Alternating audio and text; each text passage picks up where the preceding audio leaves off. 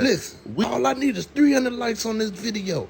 I'm on the road to 5,000 subscribers. Please hit that like button. And please make sure you donate to the channel so I can keep on bringing y'all great content. I love y'all. Yo, welcome back to another day of people. Man, can I please get y'all to hit that thumbs up button? Bang on my bell for me. Subscribe to the channel. Now today, I told y'all way back when this first happened, in June 23rd, 2024 to be exact. This happened in Tampa. I told y'all I'm going to keep y'all updated on this. As y'all can see, I'm keeping y'all updated, so y'all should, show your boys some love for this. Now, this right here is the bond hearing for Alicia Andrews. You dig what I'm saying? And for me, I think, Shorty, she definitely got a very good opportunity to get up out this jam. Now, I'm not a lawyer. I'm something like a street lawyer. I think I know enough, with the evidence that they got on her. And, it's a lot I can say. I ain't gonna say too much because it's too early. You dig what I'm saying? So, for the people, first of all, for the people that don't know, this right here is a bond hearing for a female named Alicia Andrews.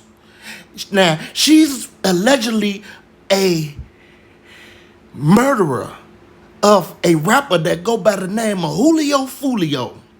Now, she's accused of being part of the murder in Tampa, Florida, on June 23rd, 2024 at around 4:30 a.m. in the morning in a parking lot on his birthday. His birthday actually was on the 23rd, but she's being accused of part of the murder. You know what I'm talking about? They saying she was in the car when it happened. So if y'all don't know, listen here. I'm going to tell y'all the truth. If you with somebody that's trying to kill somebody or kill somebody, you getting charged too. Just to let y'all know. So, this right here is the bond hearing. We finna watch what happened. And, I don't know Alicia Andrews, but to me, honestly, it felt like in my heart, she's a good girl. And I'ma just see what happened. I'ma holler at y'all at the end of this video. Y'all already know what it is, man. Check it out.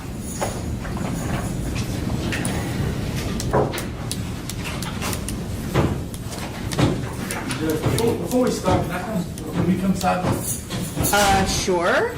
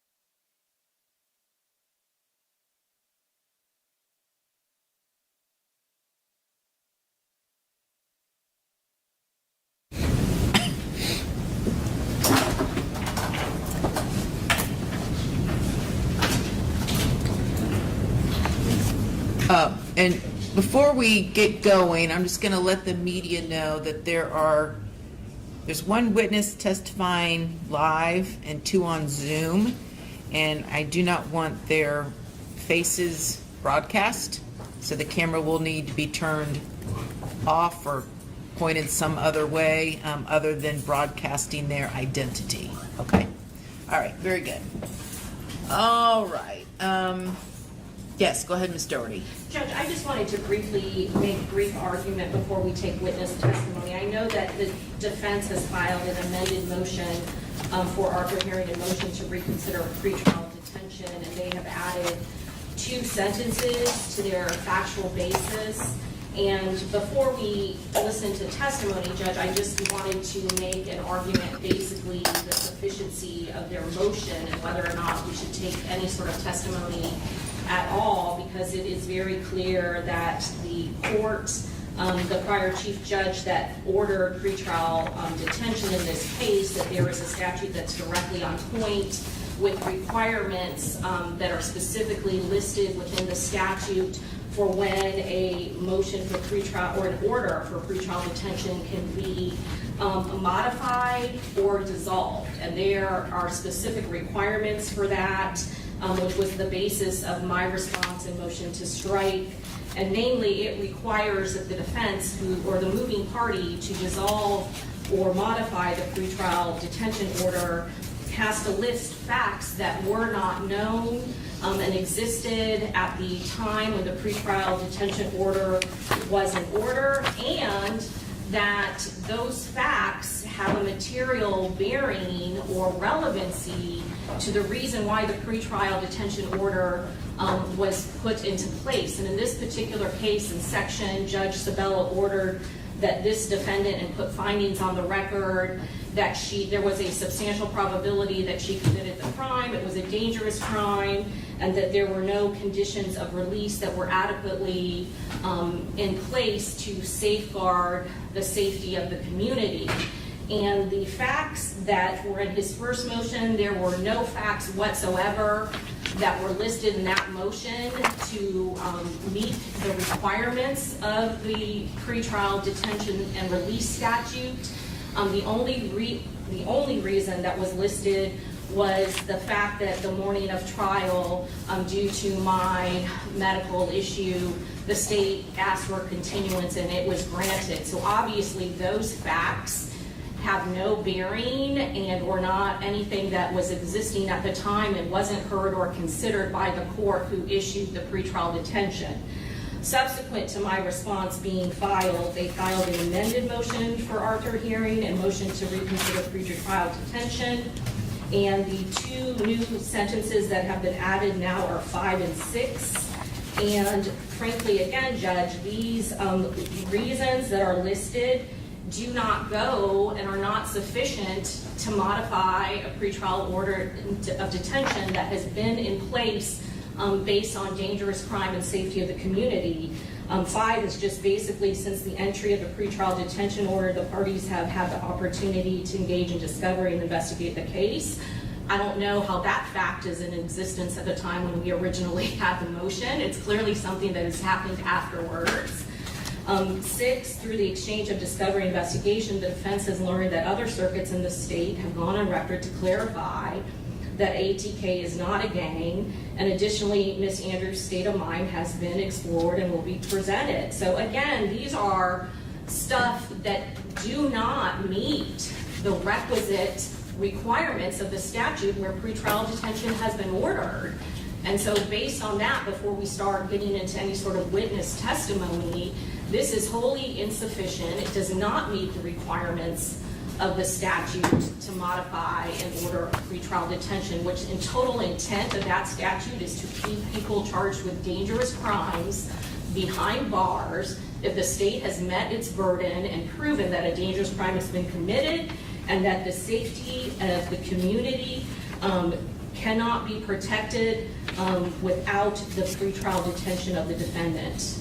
And I think you did make the point in your reply that Judge Sabella didn't even conduct an Arthur hearing. He didn't, Judge. We had moved for both of those things and argued for both of those. So the Arthur hearing is moved. It's clear that Judge Sabella decided to hold the defendant, and you can hold the defendant based on either of those Right. requirements. And it was very clear on the record and the findings that Judge Sabella ordered pretrial detention pursuant to the pretrial detention and release statute. And do you concede, Mr. McLima, that at the original pretrial detention hearing that Judge Sabella did not articulate and did not rule on the Arthur factors? I would agree with that, Judge. That's Okay. what's in the transcript. And do you also agree that pursuant to the pretrial detention statute, in order for there to be a modification, once a court has found that it applies, that they have to be facts not known, and the facts would have to be material and have some bearing or relevance to the case? Do you agree with that? I don't, Judge. So in the state's motion at the bottom of page 3, the state cites to the statute that they're referring to, 907.041 5J. That statute no longer exists. That statute, by research, is from 2023. The statute has since been amended. So that subsection does not exist. The section that reads, a party made motion for pretrial detention order to be reconsidered at any time before defendant's trial. So that no longer exists. In 2024, it just moved to subsection K. And then in 2025, if you look on Lexis, that language doesn't even appear anymore at all. Okay. So What's your response to that, Ms. Judge, Doherty? I specifically cited the statute that was in effect at the time when her pretrial detention hearing was heard. So Okay. I had to. But the legislature has subsequently changed it, correct? Judge, that is correct. And so, In the current statute, that subsection is still in existence. It's just moved to a different letter. okay, well, let me take a look. I'll look it up right now. Just make sure we have the most current reading of the statute, and we'll see what it says. But at this point, we can go forward, and the defense can call witnesses. All right. So I'm going to deny the state's motion to strike the motion to reconsider pretrial detention. Okay. So who's going to be your first witness? First witness is Detective Nieder. Okay. He is on, it should be on Zoom. All right. Let me look. And Judge, just to go back, and I'm sorry to belabor the point, but the reason I brought the statute book is it specifically states when that new pretrial detention and release statute goes into effect, each subsection tells when that statute is effective and what the dates are that are encompassed. And the one that I cited to is the one that is in effect. And so the ones that are subsequent to that also say when they go into effect, and that is after the date and time frame. Of when the original pretrial detention hearing was, or today? When the original. I understand, Okay. but assuming the language has changed, I'm assuming Mr. McLymont is going to say it's retroactive application. I'm assuming that's what you're going to tell me, right? Or that I can consider, and it's got to be done now pursuant to the current statute, correct? Yes, that would be my argument. Okay, so I'll take a look at it and we'll go from there. Okay, yes, Detective, is it Nader? Is present? Nieder, yes, Nieder. N-E-A-D-E-R.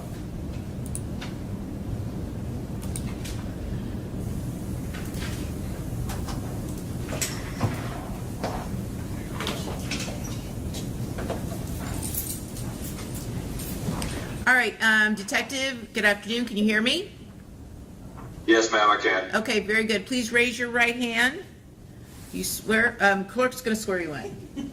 Do you solemnly swear or affirm to tell the truth, the whole truth, and nothing but the truth, so help you God? Yes.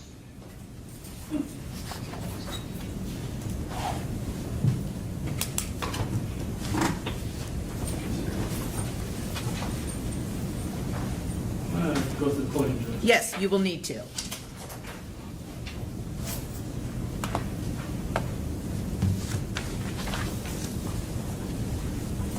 All right, good afternoon, Detective. Could you please state your name for the record?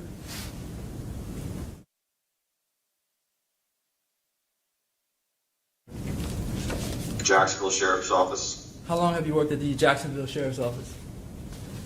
Coming up on 9 years. You're a detective now, but how long have you been a detective for?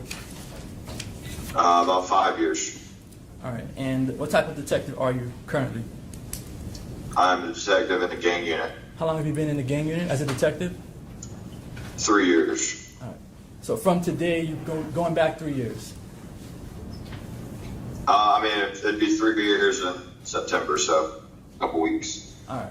So at the time of the incident, in this case, you had been a detective in the gang unit for how long? Back in June of 2024. As of when? I'm sorry. As of June 2024. 2 years? Almost 2 years? Okay. About a year and a half, or maybe a little bit over a year and a half? Roughly. All right. You, in the gang unit, the detectives there, they're assigned to particular gangs in Jacksonville. Is that correct?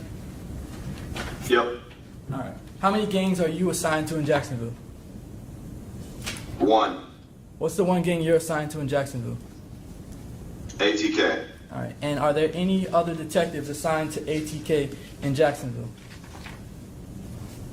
No.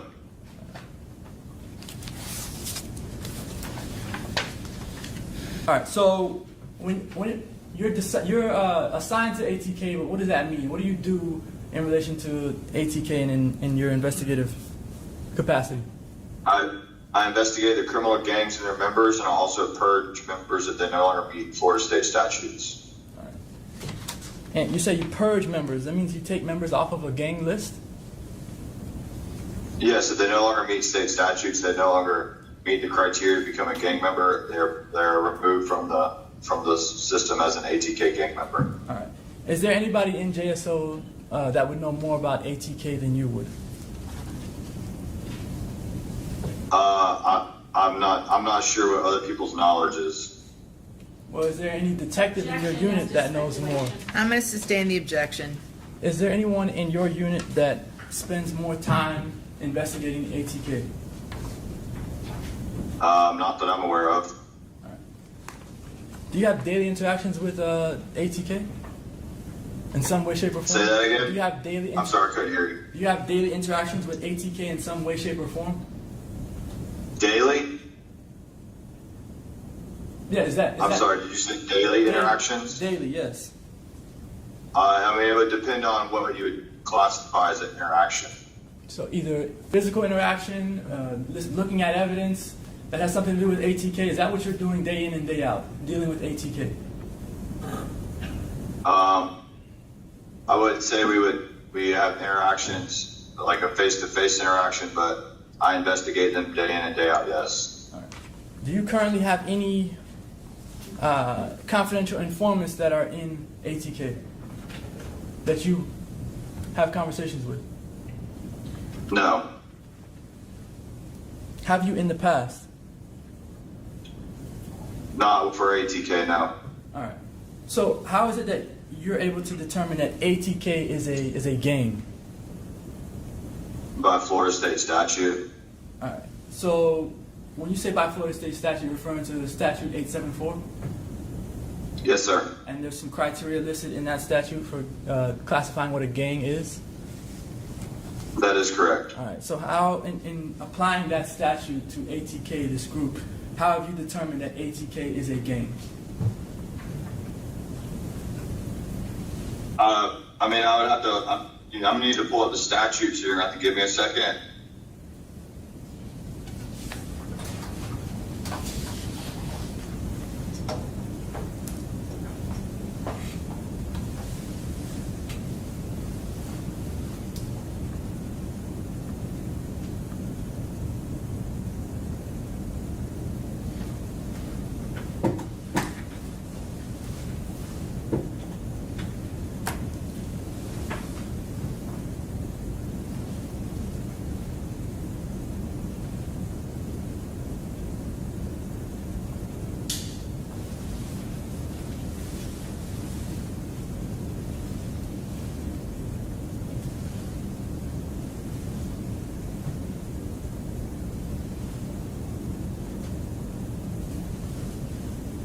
So Florida state statute states that a criminal gang is a formal, informal, ongoing organization, association, or group that has one of its primary activities is the commission of criminal or delinquent acts, and it consists of 3 or more people that have a common name, sign, color, or symbol, including but not limited to terrorist groups, crime organizations, and hate groups. All right, so that's the definition in the statute of, I guess, what the legislature defines as a gang, right? Correct. And now, how is ATK a gang when you look at that statute and you look at their activities? What do they do that makes them a gang? Well, they commit criminal acts and they have 3 or more people. So, when you say they commit criminal acts, every person that you know of that's associated or a member of ATK commits criminal acts? That wasn't. No, that's not what I said. You said that they You create. asked what is. You asked what is a gang, and that's what a gang is. Your test. So the group. Go ahead. The group of ATK commits criminal acts. Yes. Okay, so the group as a whole is what you're saying. I mean, I would be the group ATK. What I'm just trying to understand is, are you saying that the group ATK commits criminal acts as a whole, or are you talking about specific members? I'm not. You'd have to rephrase the question. I'm not sure I completely understand what you're asking. I'm really just asking you to clarify what you're saying when you say that ATK commits criminal acts. Yeah, I don't know how else to clarify it. Are you saying that all the members in ATK commit criminal acts? I'm saying that the group. You asked how the group was documented as a criminal gang. I know, that was the first question. Now the second one is whether the entire group, whether it's your knowledge from your experience, from your investigations, does every member in ATK commit criminal acts? Yes or no? Do you know? I don't know what the people have done. The members that I have come across, they have committed criminal acts. Okay. And in your, I guess, in your field, so long as there are some people in ATK who have committed criminal acts that makes them a gang, since there's at least 3 of them? Well, they have a common name. They have identifying signs and symbols, and they meet the criteria laid out in the members. Right, but I mean, basketball teams have the same things, right? Sports teams, music groups. Sustain the objection. Listen, if you're trying to establish that if this is where we're going, that even though there's been testimony previously that the ATK gang is a gang, if you're going to try and cross-examine or elicit from this witness that it is not in fact a gang, we just need to ask pertinent questions to that. Okay? Okay. You said that you read the statute. The statute says that in order for it to be classified as a gang, the primary activity has to be criminal acts, right? Commission of criminal or delinquent acts, yes. And are you saying that ATK's primary activity is to commit criminal acts? That's what would make them a gang. But I understand that, but are you saying that their primary activity is to commit criminal acts? I'm not real sure how what you're asking. I explained that they committed criminal acts, which would make them a gang. I don't know what other activities other than criminal, because I'm law enforcement, so I investigate criminal activities. All right, so I don't know the other activities that they do. You know that they make music, right? I mean, yeah, I guess you could call it music. When you say you guess you could call it music, what do you mean by that? I mean, I guess it's a form of music. All right, so you just don't like the music, but they create music, right? Okay, listen, Mr. Right. McClymont, listen. And I'm looking at the statute here, and I'm looking at the most recent version. And this is the one that was effective February 13th, 2025, correct? That's the most recent version you guys are aware of? I'm trying to pull it up on Westlaw right now. I'm looking at it right now. This is what Westlaw shows to me. This is the most recent version. And it states at 907-041-5K. That's the pretrial detention. Backtracking on this, okay? So I'm looking at 907041, the version of the statute that was effective February 13th of 2025, subsection 5K. Quote, a party may motion for a pretrial detention order to be reconsidered at any time before a defendant's trial if the judge finds that information exists that was not known to the party moving for reconsideration at the time of the pretrial detention hearing, and that such information has a material bearing on determining whether there are conditions of release or bail that will reasonably assure the appearance of the defendant as required and the safety of any other person and the community from harm. So that is the standard I will be applying. So all of this stuff, all of this historical stuff about ATK and all candor is not going to move the ball. You need to ask this witness about anything that has occurred since that either wasn't known at the time of that hearing by counsel representing your client, or something that has changed subsequent to. Okay? So I guess two issues.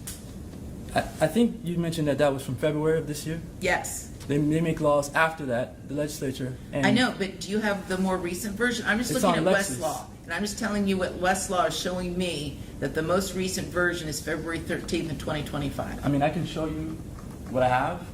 I'm not sure what you're looking at, but I can show you what I have. I'm looking at Westlaw. That's what I'm looking at. 907.041. They have this as the most recent version. If I'm wrong, And Judge, that's what I had made representations to the court as well. Like, I had looked at all versions, and the latest one had just moved it to a different letter. okay. But the state cited a whole different subsection, so that wasn't the latest. I know, version. but are you, as an officer of the court, are you telling me that whatever it is you're relying upon as far as it being the most recent version of the pretrial detention order, are you telling me that this language no longer exists? Is that what you're telling me? The Yeah, fact, that's what you're Judge, telling me? Yes, so I can show you my computer right now, the LexisNexis. Well, do you have can you print it up? I didn't print it. Okay. So at this point, Mr. McLyman, we're not just going to go back and completely reopen all of the testimony from the first hearing. We're not going to do that. So I need to hear about anything that wasn't known previously, or something has changed as far as a situation that has changed since the hearing that would require me to reconsider Judge Sabella's ruling. So Because that's what you're asking me to do, is Well- undo something from a previous judge. No, well, I filed a motion that has two components to it. An Arthur hearing request and a request to reconsider the pretrial detention order. If I'm asking you to reconsider the pretrial detention order, and if the statute that the state is relying on says what the court is saying, then I would have to go into that framework. For my Okay. Arthur hearing, I don't have to show any change in circumstance. I'm traveling under a completely different procedural rule, 3.131, and the first sentence in Article 1, Section 14. So I don't have to show this change in circumstance or anything like that for the Arthur hearing. That's what I asked for I know, but in my motion. Judge Sabella entered his order, he didn't even address Arthur. But that's the point. That's why I'm having the Arthur. That's why we're having the Arthur hearing now. She's still entitled to an Arthur hearing. But I tell you what, let's deal with 907.041 first, and then if need be, we'll get into the Arthur factors. But I'm not going to relitigate all of the facts that were elicited at the pretrial detention hearing. We're not relitigating that. I'm just telling you right now, we're not doing it.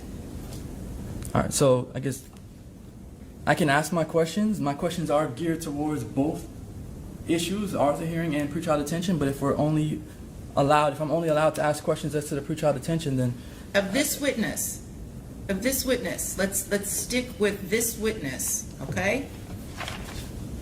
And so far what you've asked him about is his knowledge of the ATK gang. All I really want to hear about from this witness is if something has changed, if there's something about the ATK gang that was not known at the time of the original pretrial detention hearing, I'd like to know about that. If there's anything that's changed since this hearing about the ATK gang, whether in fact it's a gang or not, I would like to hear about that. Other than that, it's irrelevant.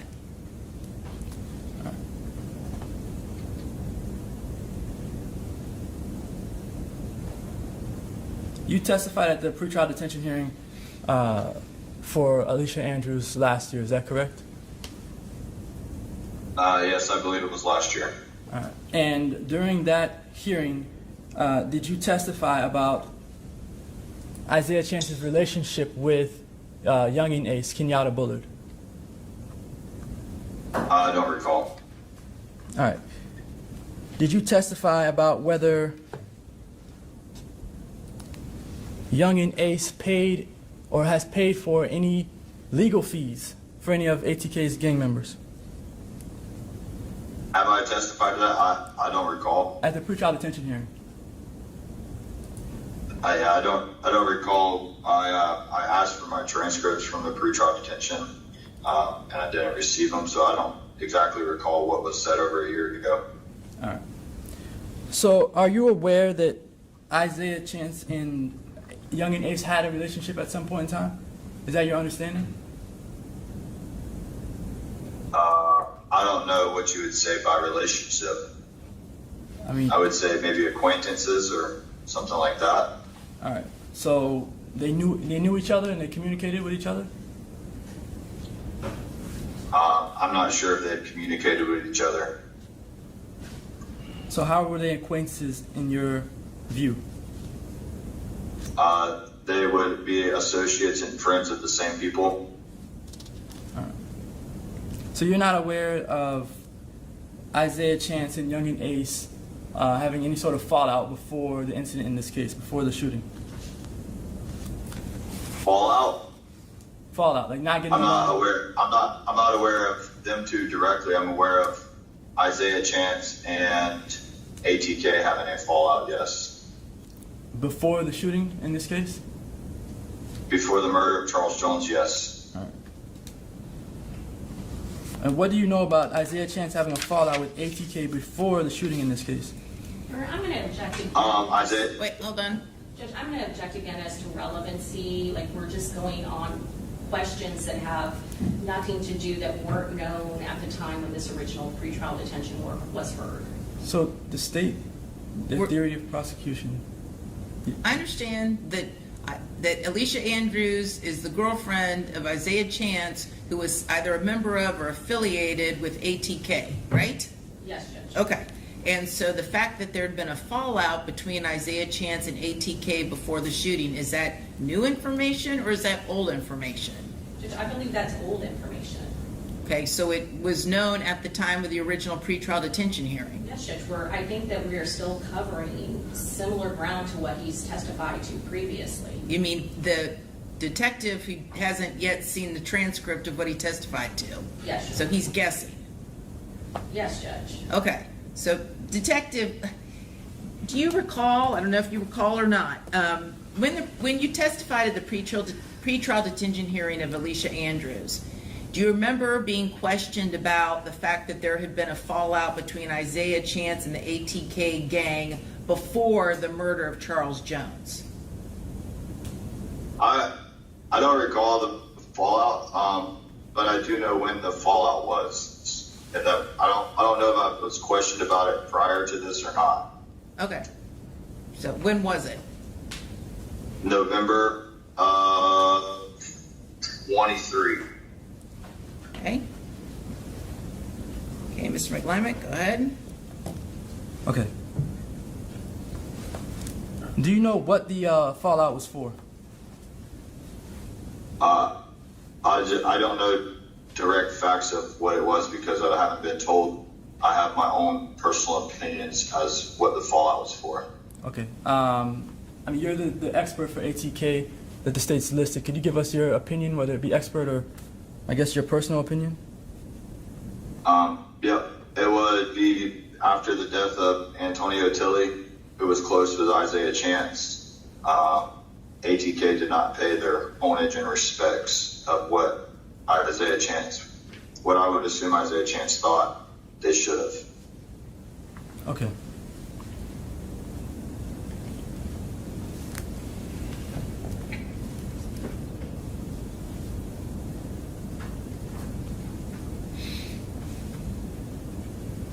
All right. Under the pretrial detention standard, I have no further questions. Okay, Cross.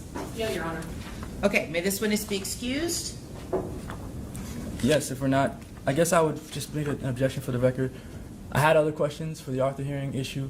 If he's excused, I won't be able to ask those questions. So, Well, there's the issue. You can proffer. What else were you going to get into? The whole background of the case? Well, not the whole background. I have a few sections. This is not the trial, so I'm not going to go over everything with him. Yeah. So, I'm going to sustain your objection at this point, and at the end, you can, if you want to create a record, you can by proffering. But okay, thank you. With that understanding, Detective, you are excused. You can leave the Zoom. Yes, ma'am. Thank you. Have a good weekend. You too. All right, who's going to be your next witness? it'll be Mr. Robinson. Okay, and I believe this is one of our witnesses. I'm going to ask the media to not broadcast her appearance. Ms. Robinson, come forward.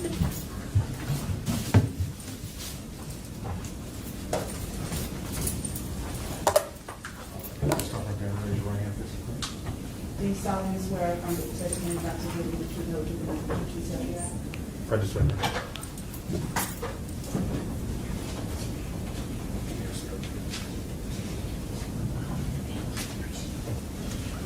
And for the purposes of this hearing, you can just refer to her as Ms. Robinson, okay? Thank you. I'll take a microphone yourself.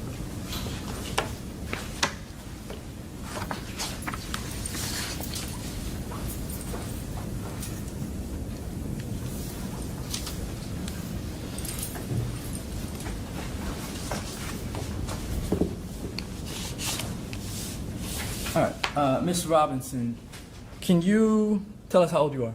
23, And where do you currently live? Jacksonville, Florida. Do you know who Alicia Andrews is? Yes, Who is she? To you? I'm a close friend. All right, and how long have you and Alicia been friends? 7 years. When you know what year you met? Around 2018. All right, and in 2018, were you in high school?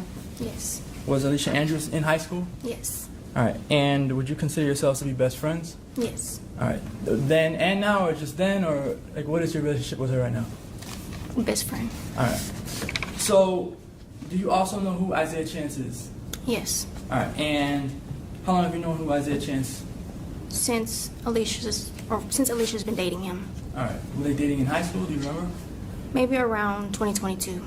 Okay, and when Alicia and Isaiah Chance got into a relationship, were you around their relationship? Were you in the vicinity, or did you see them hang out at all? Did you see them interact? No. All right. At what point did you begin to see them interact? What do you mean? Interact? Like talk to each other on the phone or in person or anything like that? Go out on dates? I never really seen that. All right. Have you ever met Isaiah Chance? No. Have you ever spoken to him? Yes. All right. On what form or what mediums have you spoken to him on? Twitter. All right. Any text messages, anything like that? Yes. All right. Did Isaiah Chance and Alicia Andrews have anything, any physical altercations between the two of them in the beginning of their relationship? What's the relevance of this? Again, the state's theory of prosecution here, the motive for why Alicia Andrews is even involved in any of this stuff, is because she pretty much just loves Isaiah Chance so much that she would go and help him plot and complete a murder. Okay. That's the relationship that the state is putting forward. That's the only motive that they have in this case as to why Alicia Andrews is involved. Okay, for the purposes of this hearing, I'll go ahead and let this witness testify as to this, okay? But again, keep in mind, it is binding case law. There is no defense of duress in the state of Florida, but I'll allow you for the purposes of this hearing to go ahead. I understand, Judge, that we're not arguing any duress defense or asking for any instruction on that. So, were there any physical altercations between Alicia and Chance when they first started dating? Not around the first time they started dating, maybe further into the relationship. When you say further into the relationship, what do you mean? Maybe a year later, the abuse started to occur. All right, in 2023? Yes. And how did you learn of any abuse between Alicia and Isaiah Chance? She would send me Objection, hearsay. Hearsay is allowed at a pretrial detention hearing and an armed hearing. Yes. Hold on, you got Hold on. Yeah, that's fine. Go ahead. Yes, so during the abuse, she would send me pictures via Instagram and text message of her being choked, of her eye, of him punching her, and bruises. Okay. That's pictures. That's not any words, right? Yes, correct All right. pictures. But did you also get text messages from her about these bruises and things, Yes. injuries? Yes. All right.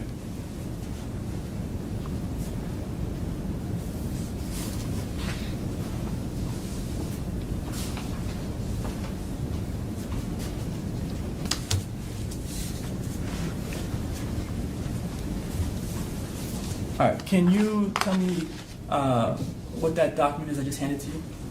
The document that you did hand to me was Alicia stating that Hold on. Don't tell me what's said yet. Just tell me what the document is. What is it? basically of Isaiah choking her and me stating that he needs to stop putting his hands on her. So you're telling me what's in it, but tell me what is that you're looking at? Oh, an image of me and Alicia messages in Isaiah. Okay. Is it a screenshot? Yes, it's a screenshot. All right. And where does the screenshot come from?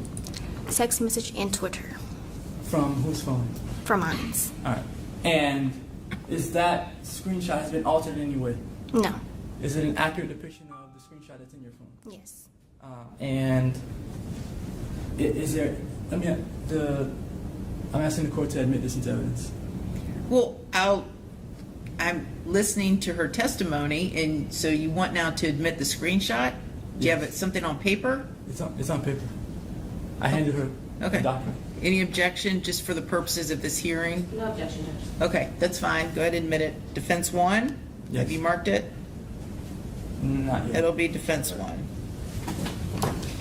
All right. So on the left of that document, can you tell me, or can you just read it to the court?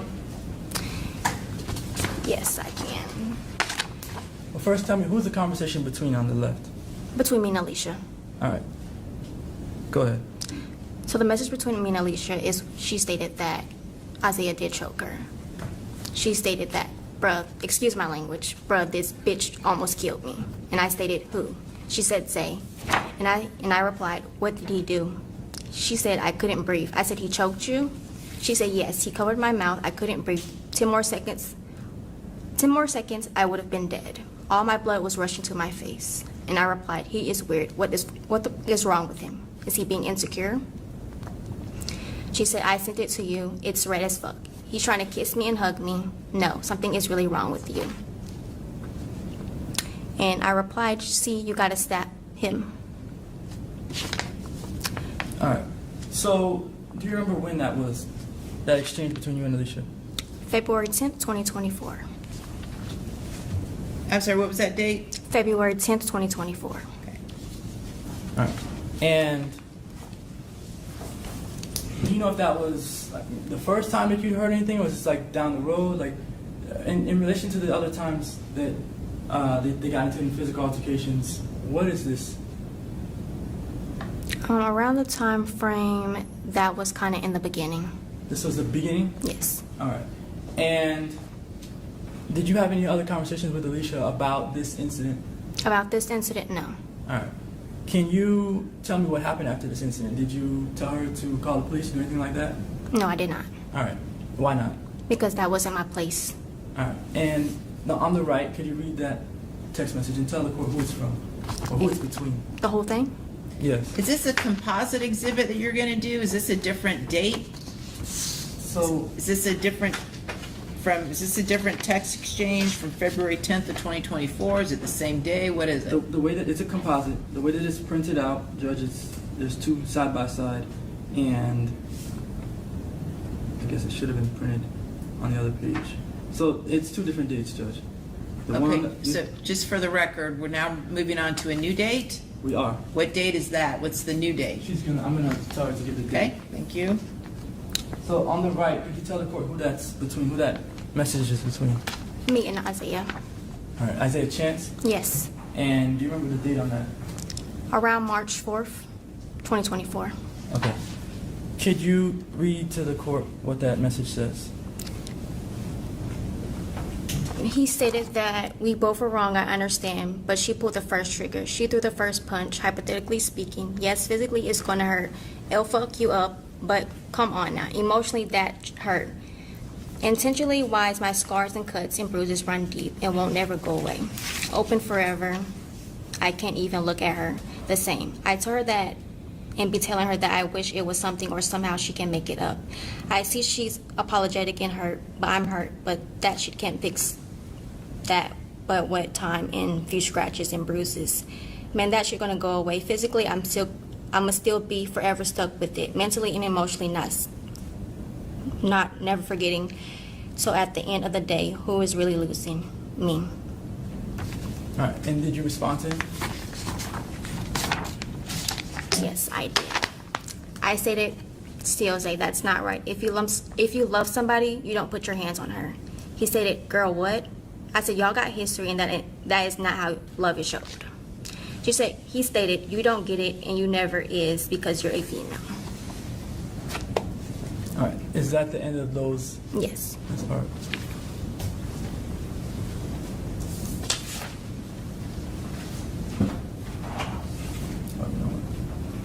I'm sorry, let me ask you to explain. When it says here, she threw the first punch hypothetically. When you got this message from Isaiah Chance, was your understanding that Objection. Alicia? It's speculation, Judge. Sustained. Well, let me ask you this. Do you know what Isaiah Chance meant when he said she threw the first punch Objection. hypothetically? It's speculation. Well, that hypothetically means she's speculating. No, So I'm the gonna- message says the word hypothetically in it. So I'm not telling her to give me a hypothetical. Well, I don't need her to guess what Isaiah Chance meant, so. I'm not asking her to guess. I asked her if she knows, yes or no. If she doesn't know, then Well, it's do you speculation. know? No. Do you know if Alicia to hit Isaiah Chance? No.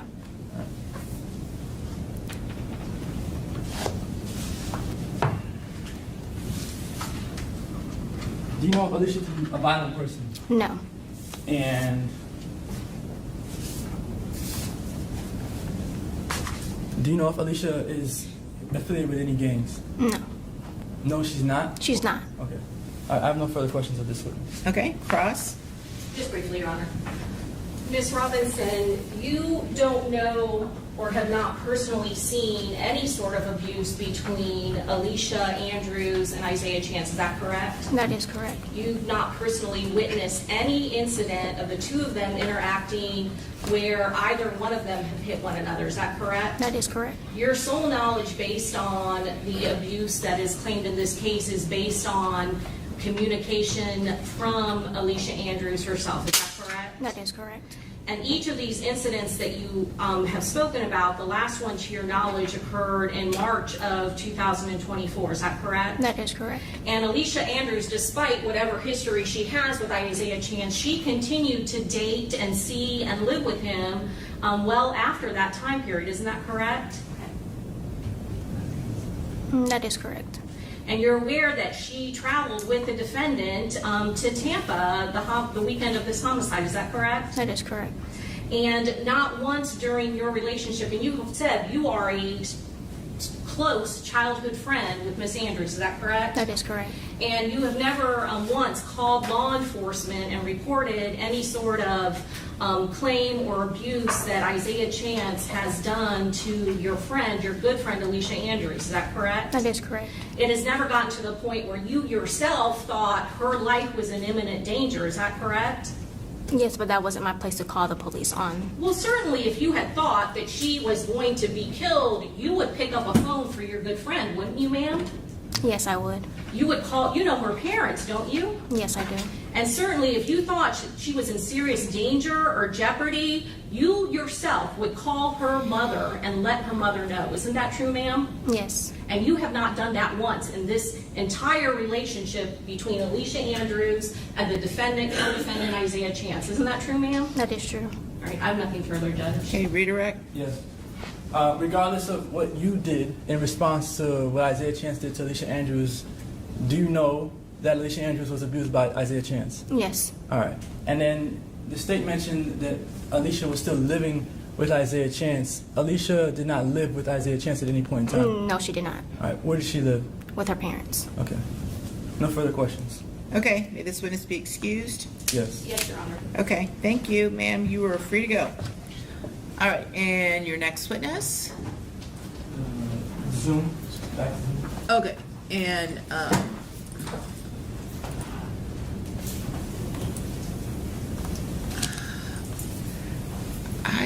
Do you know, I don't see a name on here that corresponds. I can ask Mr. Andrews, Ms. Hold on, Mills. I haven't let them in, but because you didn't want their face, so again, I'm just gonna ask that once I let these people in on Zoom, that any of their faces not be shown, and then if you tell me who's who, and that person will remain in the Zoom, the others will be put in the waiting room.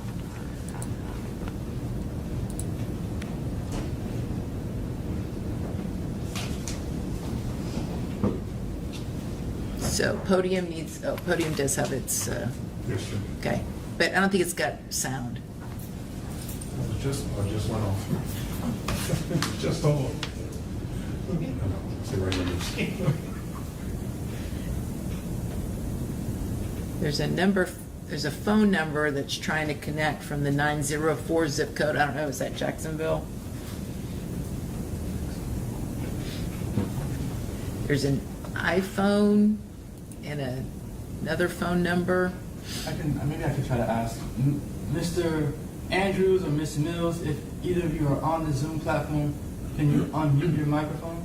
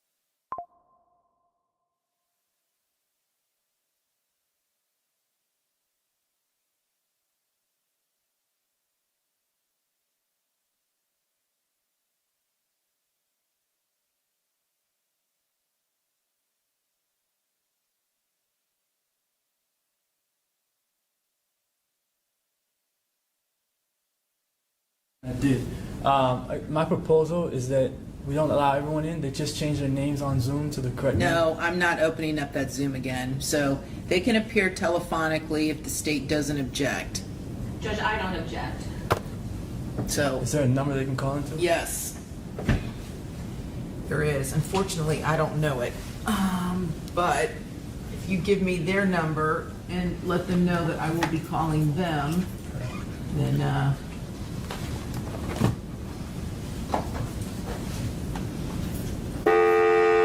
actually, you give me their number and then, because it's loud. No, write it. Okay.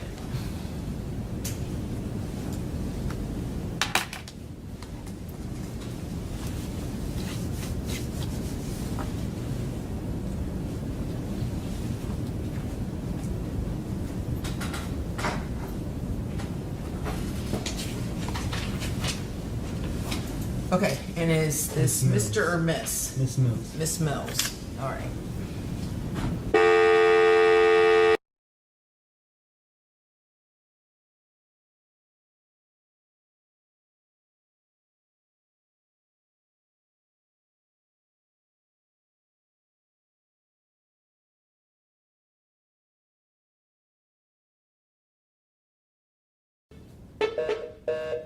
They just changed our phone system, and so I don't exactly know how to use it now. Let me see here.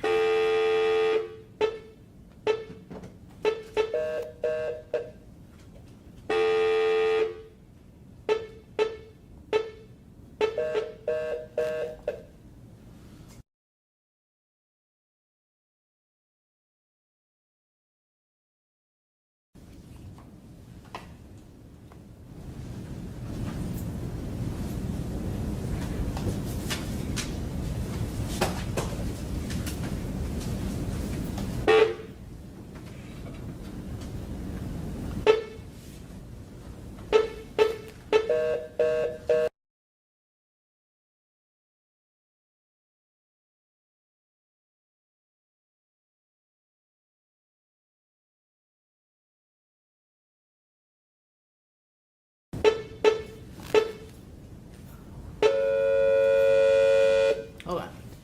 Let me check my emails. They just changed out our phone system and they did something different as far as making calls. Let me see what.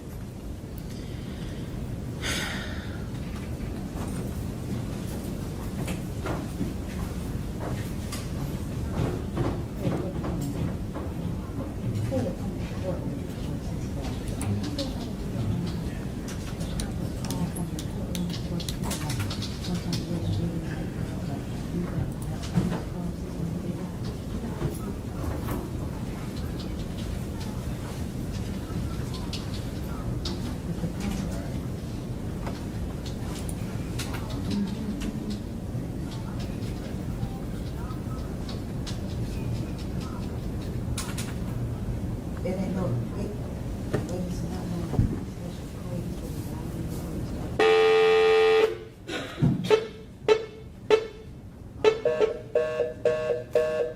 Judge, did you just hit nine, or two more judges, is that the judge? Yeah, They say you hit nine, the dollar number? that's it. Yeah.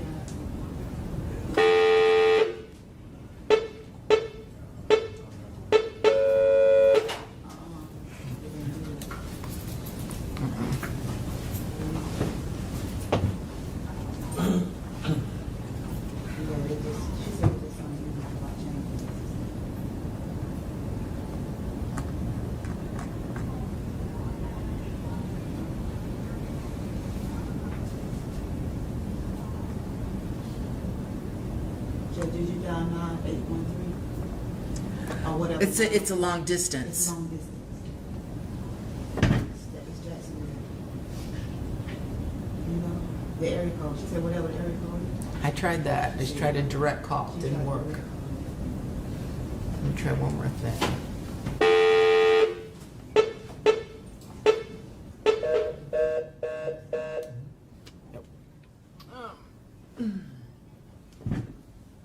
Let me go look up the number in my JA's office. We so rarely use this. I'll be right back.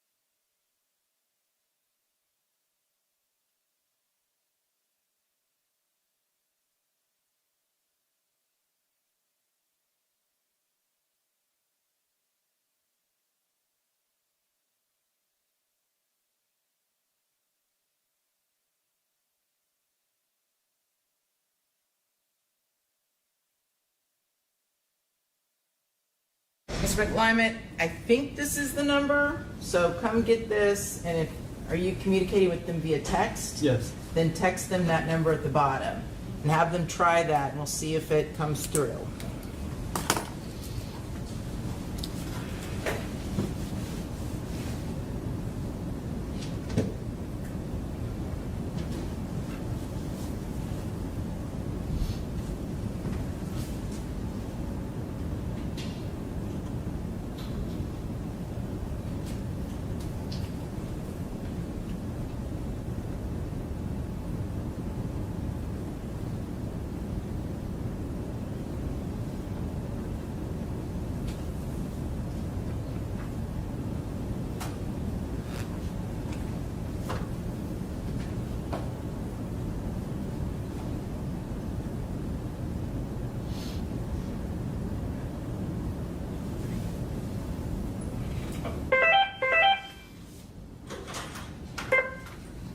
Good afternoon, this is Judge Cisco. Is this Miss Mills?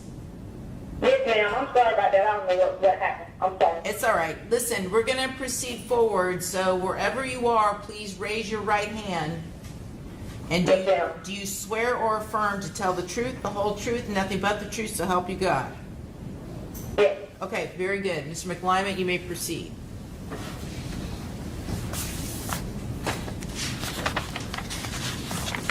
All right. Good afternoon, Miss Mills. You may have to, I don't know if she can hear you or not, but this, Oh, this.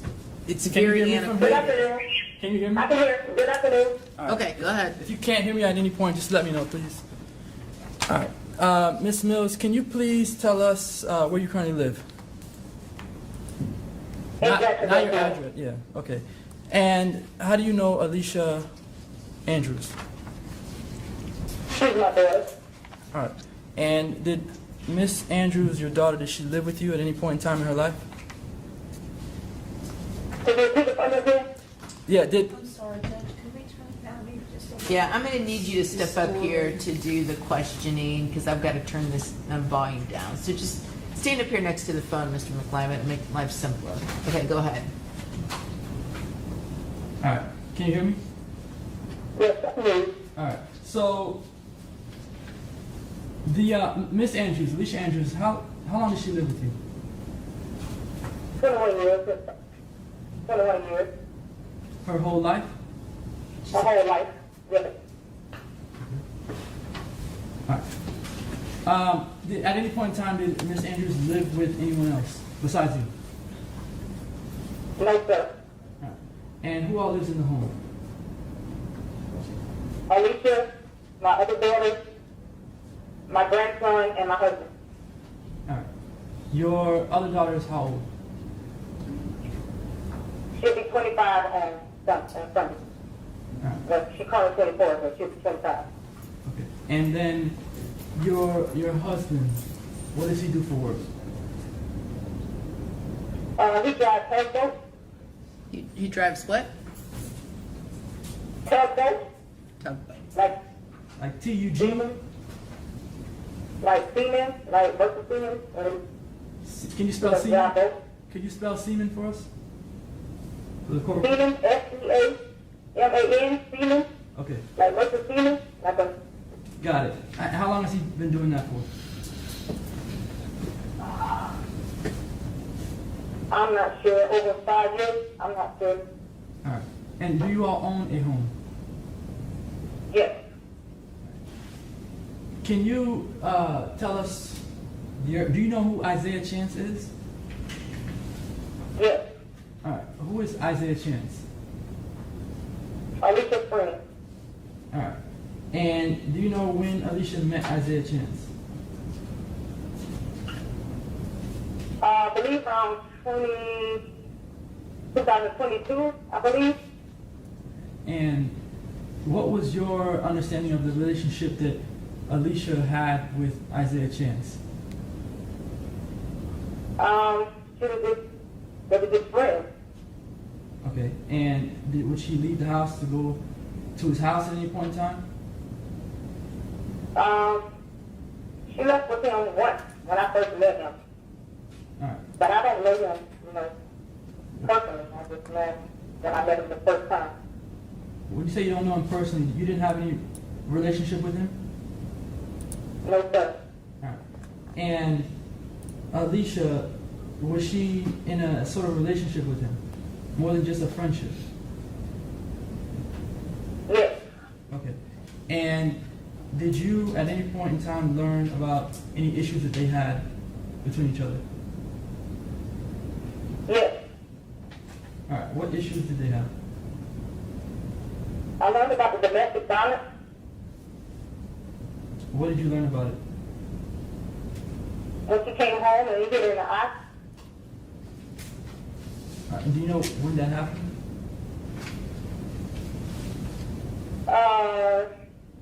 It was I know it was like a week or two before all of this stuff transpired. All right. Is that the only time that you're aware of any physical altercation between the two of them? Yes. All right. Yeah. Did you hear of any others since that time period? No, only when she told us about that. He hit her in the eye. All right. And when she was hit in her eye, what did you do about it? I asked Alicia, did she want to go to the police station and put in the report, but she was afraid. What was she afraid of? She was afraid I had just chance.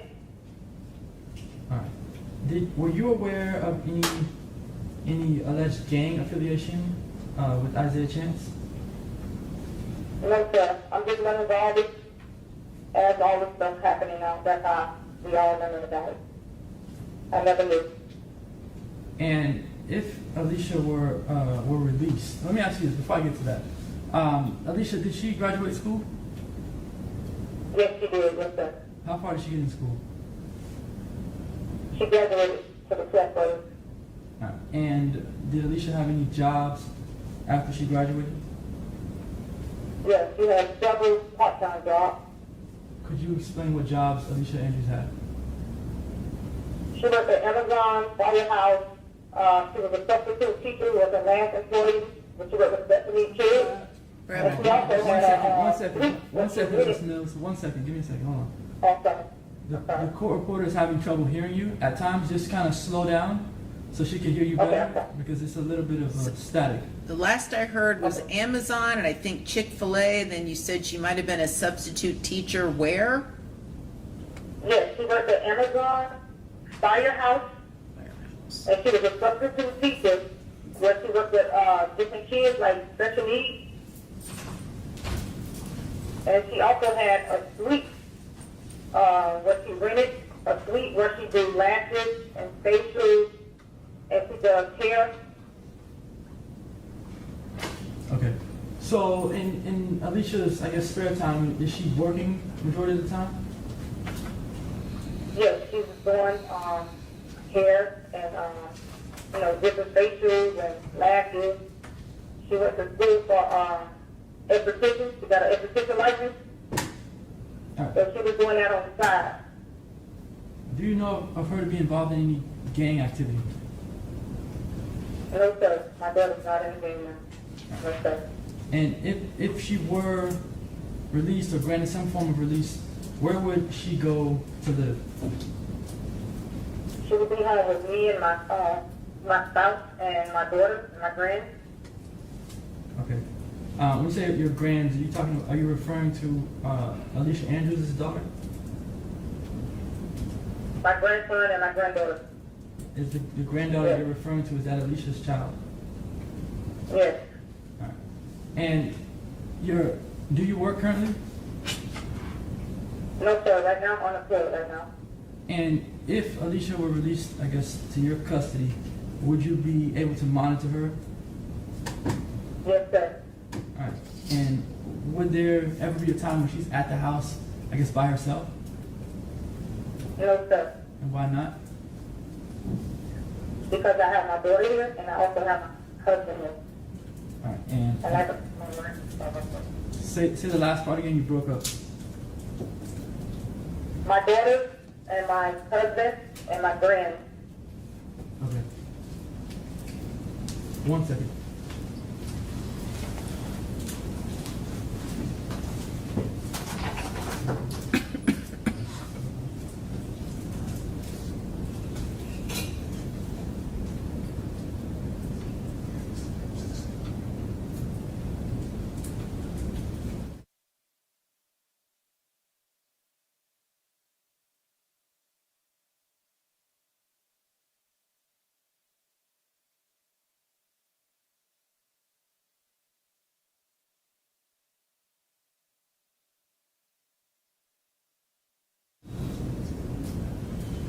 No further questions. Okay, State, do you have any questions of this witness? I do not, Judge. Okay, thank you, ma'am. I'm gonna go ahead and hang up now, all right? Thank you. Okay, all right, bye-bye. All right, you wanna have your next witness call in as well? Doing that right now, Judge.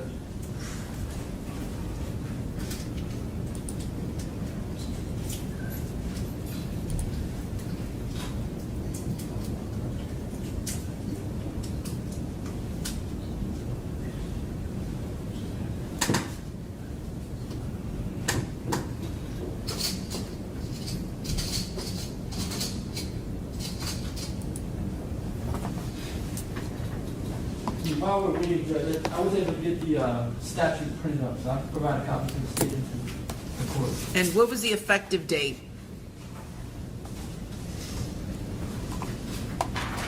Give me a second.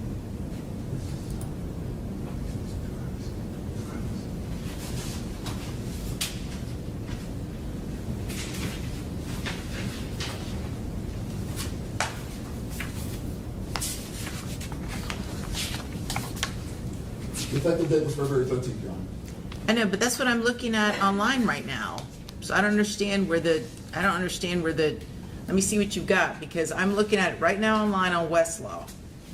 907.041, pretrial detention and release, effective February 13th, 2025. And I just read you all the pertinent statute.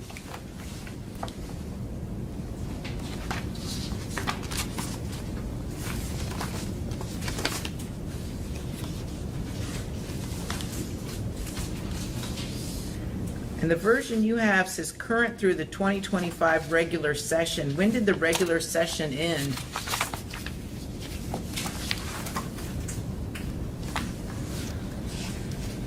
I don't know the answer to that question, Judge. This is the statute that I pulled in Lexis. It just came up.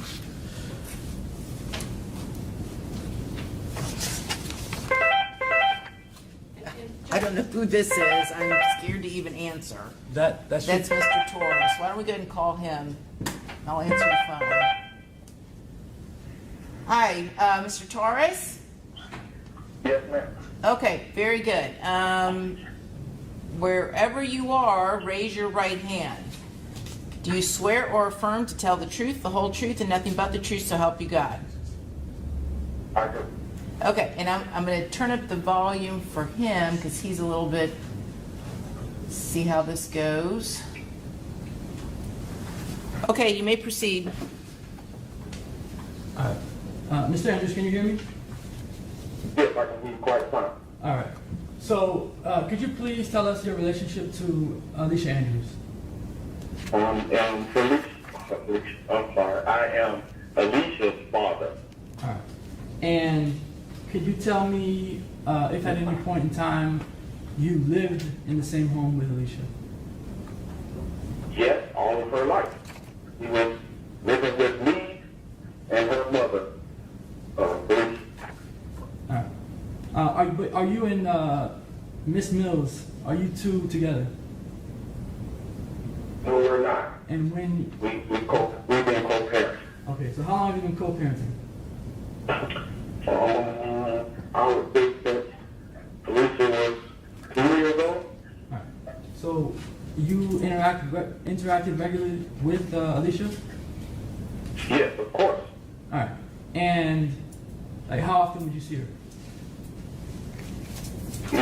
Probably every other weekend, or every weekend and some days during the week. Okay. And what about holidays? Yes, of course on holidays. Every holiday. We never miss a holiday or birthday. All right. And do you own a home? Yes. And who lives in your home? Me, my wife, and my bonus child. You said in what? My bonus child, stepdaughter. Okay. All right. And where would Alicia be going if she was granted some form of relief before the trial? She would be here with me or with her mother. One of the two. Okay. Do you know who Isaiah Chance is? I don't know him. I have never physically met him. We were supposed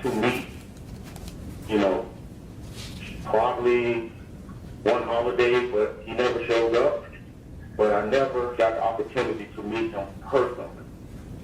Okay. Do you know if that was for any particular reason?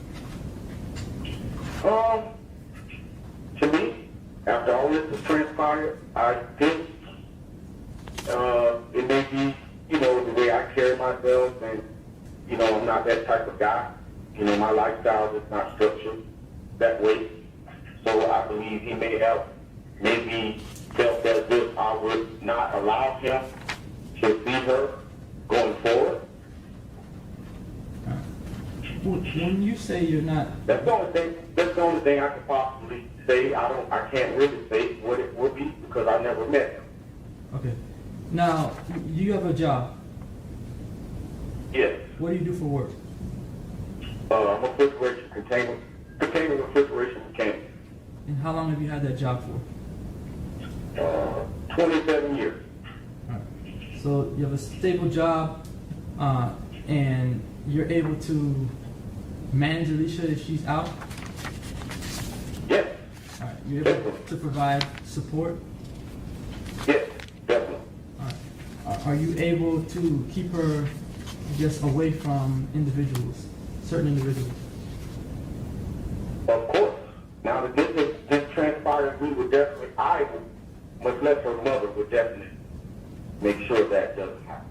Or anyone. So for the most part, she will be at home. She won't go anywhere. All right. Did Alicia ever hide things from you?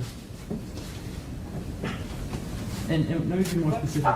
Did Alicia hide her relationship with Isaiah Chance from you? I can't say, I would say so because I never got a chance to meet him. I know more about him based on what's going on now than I ever knew about. And you also became aware of this domestic violence? Yes. When did you become aware of it? This one particular day, her mother called, and when I arrived, I learned that she had a black eye, and I asked her what was going on, she said other, and if I'm not mistaken, I asked her what happened, and I assured her that, no one should be putting their hands on. I never put my hands on my daughter, so I wouldn't allow anyone to put their hands on my daughter. So, one thing led to another. We never really got into the conversation. I think she was more or less hurt, was scared, and for the most part, she stayed away. Then all of a sudden, this happened. All right. Do you know Alicia to be a violent person? No, she's not a violent person. Is she dangerous? No, she's not dangerous. She wouldn't hurt a fly. All right. And well, I guess give me one second.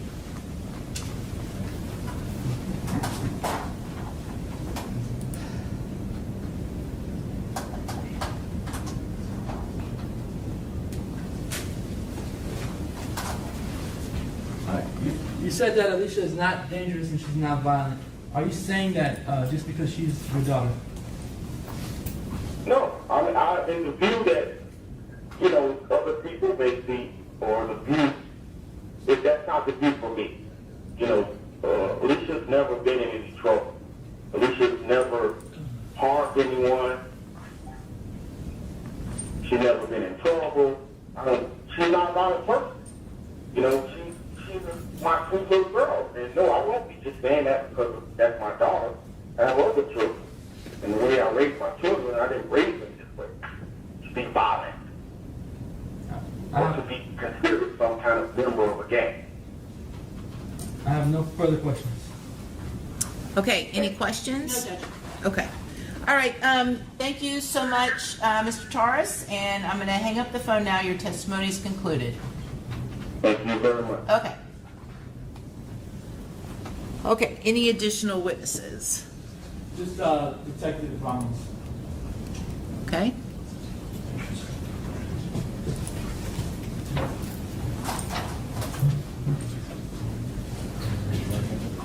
You solemnly swear affirm to tell the truth, the whole truth, and nothing but the truth, so help you God. Right, just wait a second.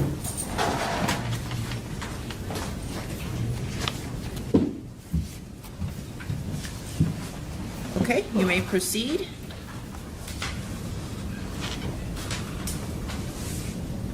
All right, Detective Ramos, you are the lead detective in this case from Tampa Police Department, is that correct? Yes, sir. All right, and I guess there's no other police officer or detective in Tampa Police Department that knows more about this case than you. That would be correct. All right, and you've been on this case from the beginning, Correct. and you're still the lead detective now. Correct. All right, you had a role in issuing the warrants in this case. Yes. All right, and you testified at the pretrial detention hearing. Correct. All right, in the pretrial detention hearing, do you remember testifying about Alicia Andrews sort of following Julio, Foolio, Charles Jones around Tampa, Florida? Of course. All right. When you testified at the hearing that Alicia Andrews was following Charles Jones around, can you say when, from your, I guess, investigation, when it was that Alicia began to follow Julio, Foolio, Charles Jones? So we had multiple pieces of evidence to include GPS, cell site data.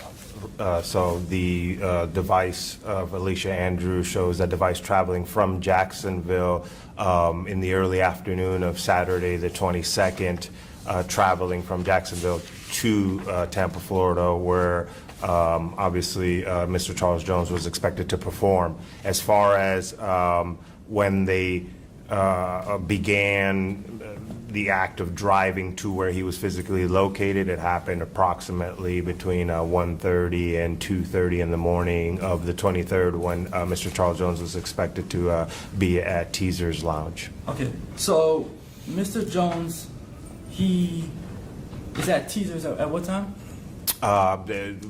Between 2:30 and 3 in the morning on the 23rd. And Teaser's is the first place that Mr. Jones goes to that night, public place. Public place, correct. All right, and then after Teaser's, Mr. Jones goes to Truth 18, correct? Correct. All right, and then after that he goes to a hotel. Correct. All right. Did Alicia Andrews, from your investigation, did she follow Charles Jones to Teaser's, the first location? Yes. How do you know that? Because she's on video and she identified herself from that video. When I say did Alicia Andrews follow Charles Jones, like, was she behind his vehicle, driving behind him to get to Teaser's? I'm not going to get into the specific of what the definition of following is. Mr. Jones arrived on video, and then shortly after, Alicia Andrews arrives on video. She is seen getting out of the car, walking up to get within eyesight of the front door where Mr. Jones was waiting to go in. After Mr. Jones goes into the club, she then retreats back to her vehicle and drives away in stages nearby based off of the cell phone data. So by following, I mean Mr. Jones arrives, and then Alicia arrives shortly after, and on video you can see Alicia positions herself in a position where she can see Mr. Jones. All right. So I kind of want to take this step by step. And the first thing you're saying is that... Objection, Your Honor. I am going to object. I'm going to sustain the objection. This was all part of the initial hearing. I've read the transcript. So again, and we'll talk about what you gave me and what I see online regarding 907.041, specifically, and what you gave me from Lexis, and I cannot explain this.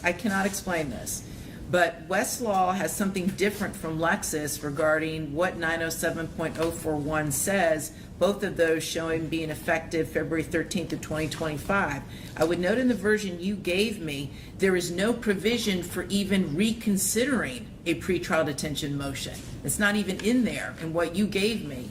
The only place that I see it is in the Westlaw version, and again, as I stated, the only way that the court can reconsider it is if there was information that was known at the time and that the information has a material bearing. So we're not going to revisit all of the testimony taken by Detective Ramos at the original pretrial detention hearing. I've read the transcript, I am familiar with it, and so we need to focus on what evidence was not known at the time. All right. So I would like an opportunity to at least hear the legal objection from the state and then get a chance to respond to it.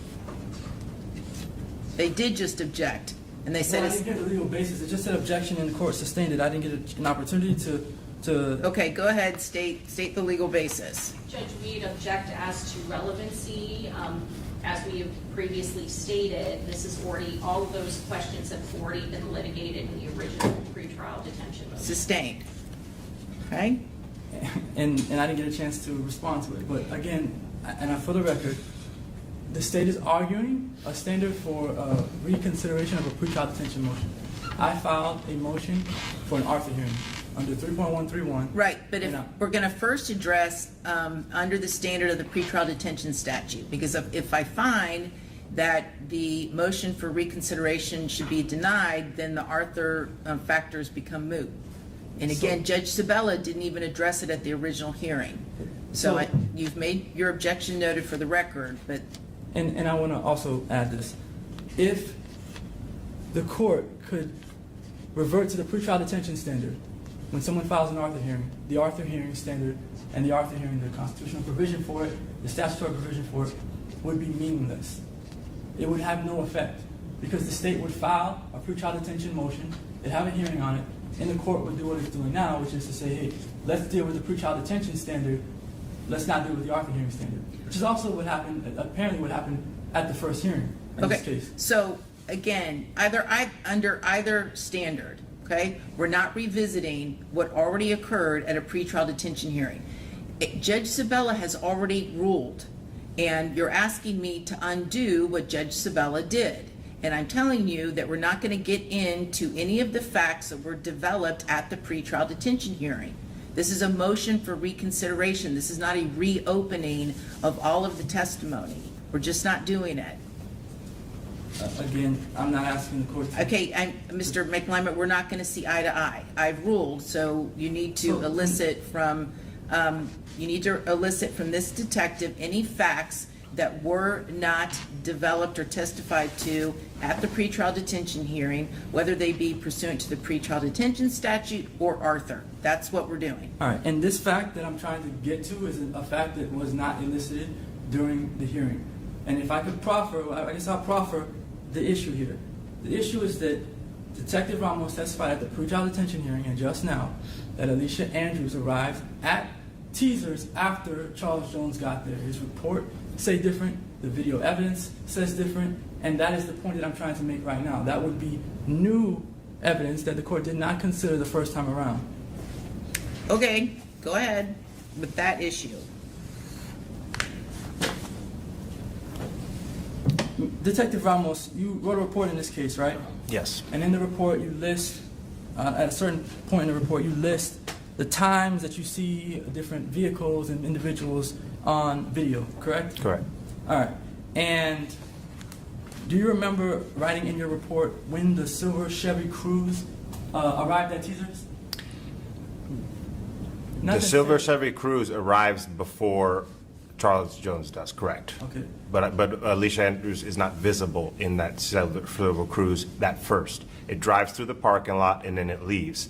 I don't see Alicia Andrews visible on camera until after Charles Jones arrives. So if your question is if the vehicle arrived before, yes, it did. Well, her cell phone data shows that she was there in that vehicle at the time when the Chevy Cruze was on camera, right? Correct. I believe her to have been in the vehicle before Mr. Jones arrives. So Sure.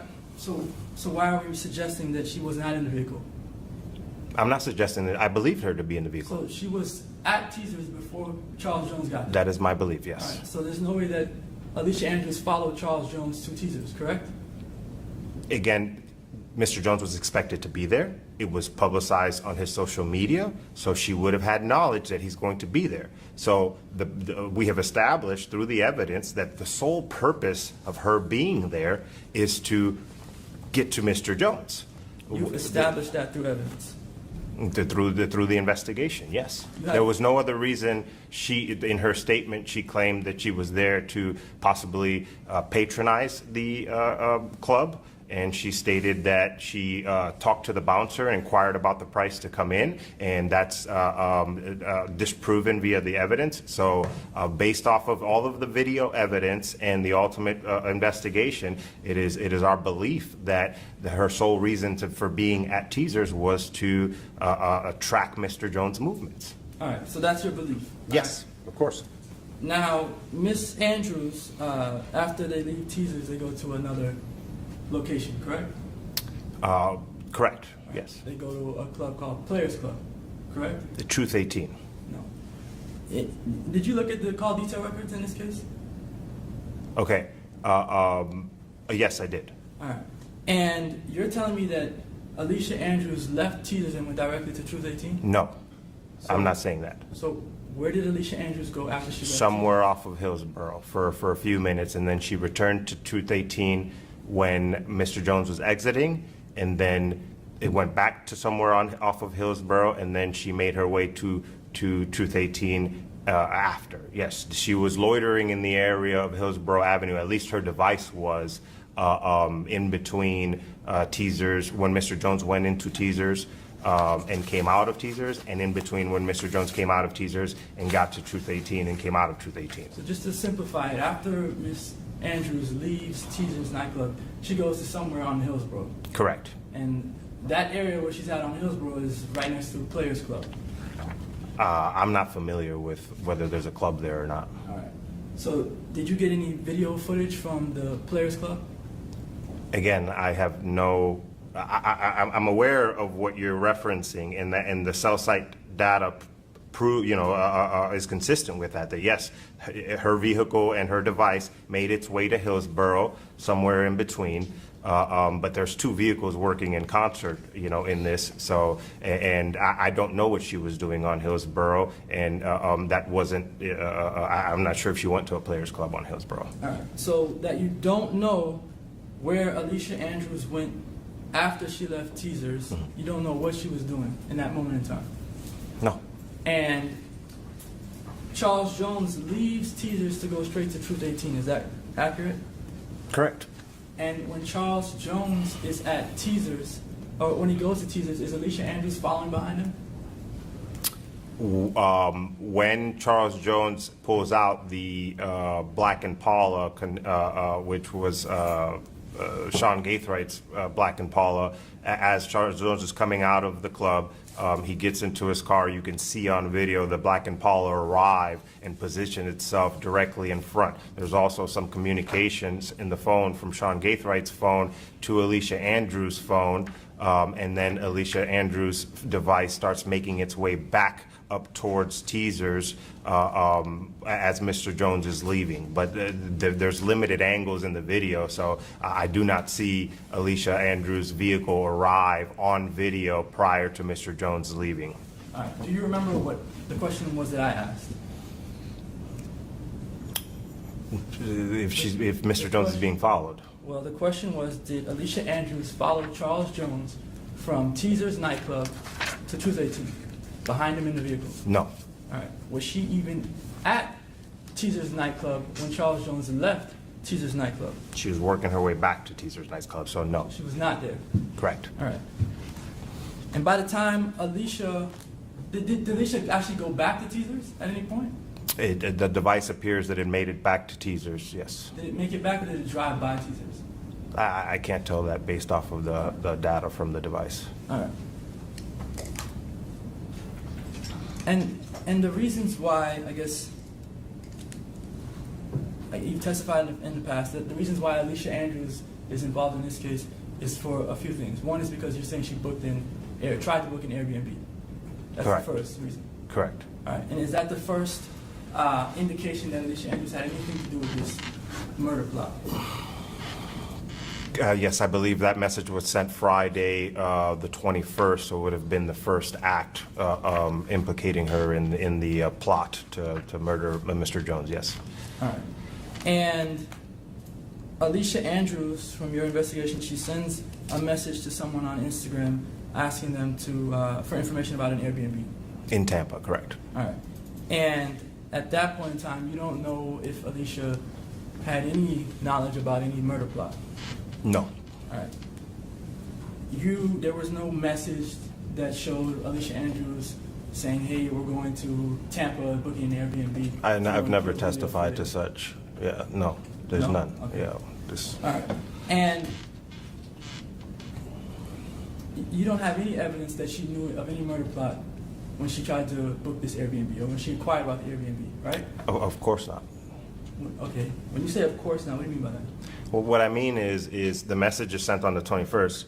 Mr. Jones doesn't get killed till the 23rd. I have no way of proving at that time what is in her head. I know now, after Mr. Jones was killed, that the purpose of the Airbnb was to house a group of individuals that came from Jacksonville whose primary mission was to kill Mr. Jones. But I can't know on the 21st that she knew that that was going to happen. Got you. When Alicia Andrews left Jacksonville to go to Tampa, do you have any evidence that says she knew that she was traveling, or that the group was traveling down to Tampa to kill anyone? No.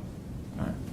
When they got to Tampa, do you have any evidence that shows that Alicia Andrews knew that these other individuals were going to kill Charles Jones? The first indication that there's some possible consciousness of guilt is in the arrival at the Airbnb. There's a Ring camera that covers the front door that captures any movement near the front door, and I stated this in my report. You know, it is our belief, based off of analyzing that footage and speaking to the owner, that there was no way that the four gentlemen who came with her would have been able to get into the Airbnb unit without activating that camera through the front door. The only person seen going into the Airbnb on the arrival is Alicia Andrews, and therefore it is our belief, based off of analyzing that there's two ways in, a back door that would have been locked. We believe Alicia Andrews went into the Airbnb and unlocked the back door to allow the four gentlemen to come in through the back, which, you know, I would argue is you know, a consciousness of guilt, or if she knows that these four men need to conceal themselves from this camera. All right. So whether the back door was locked or unlocked, that's pure speculation.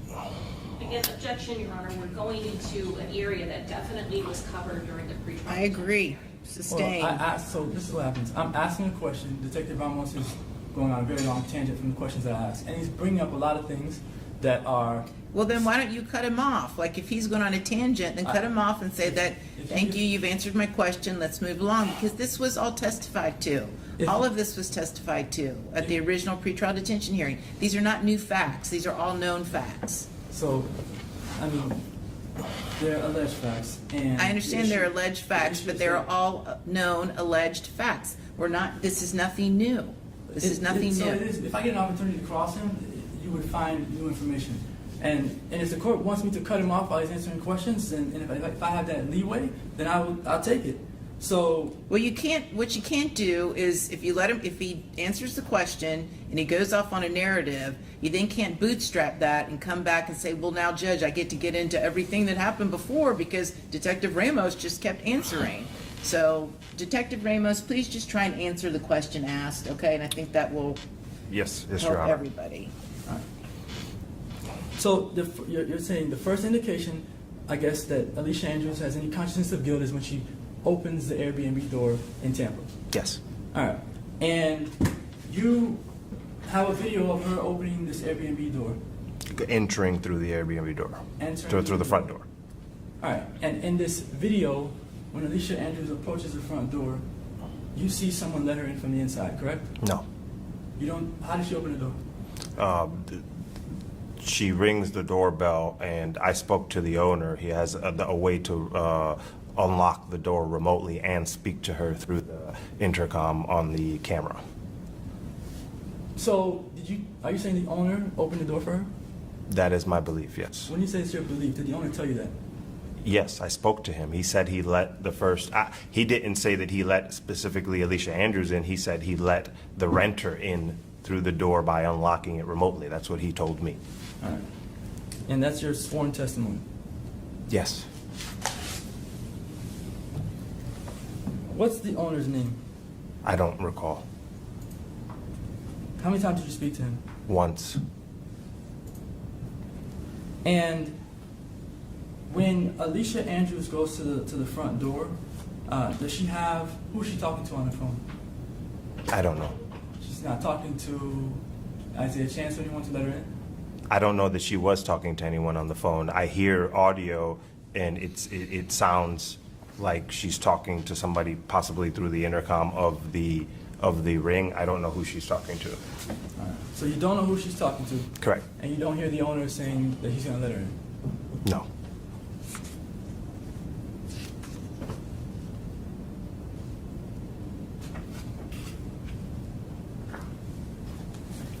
A brief moment. Yes.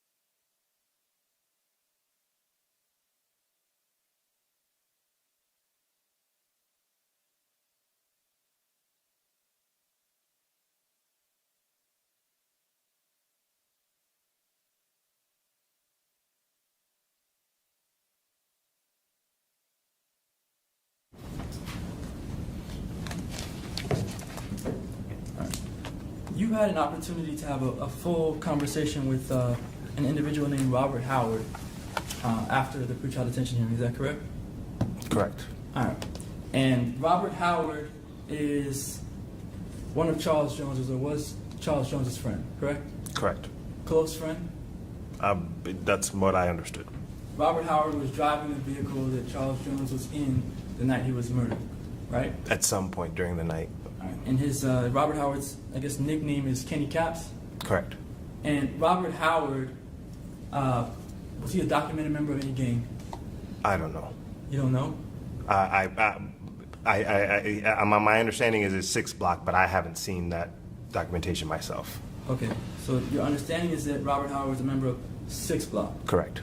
And 6 Block, according to, I guess, the Jacksonville detectives, is at war with ATK. And 1200. And others. Okay, but ATK is the gang, one of the gangs that 6 Block is at war with. One of them, yes. All right.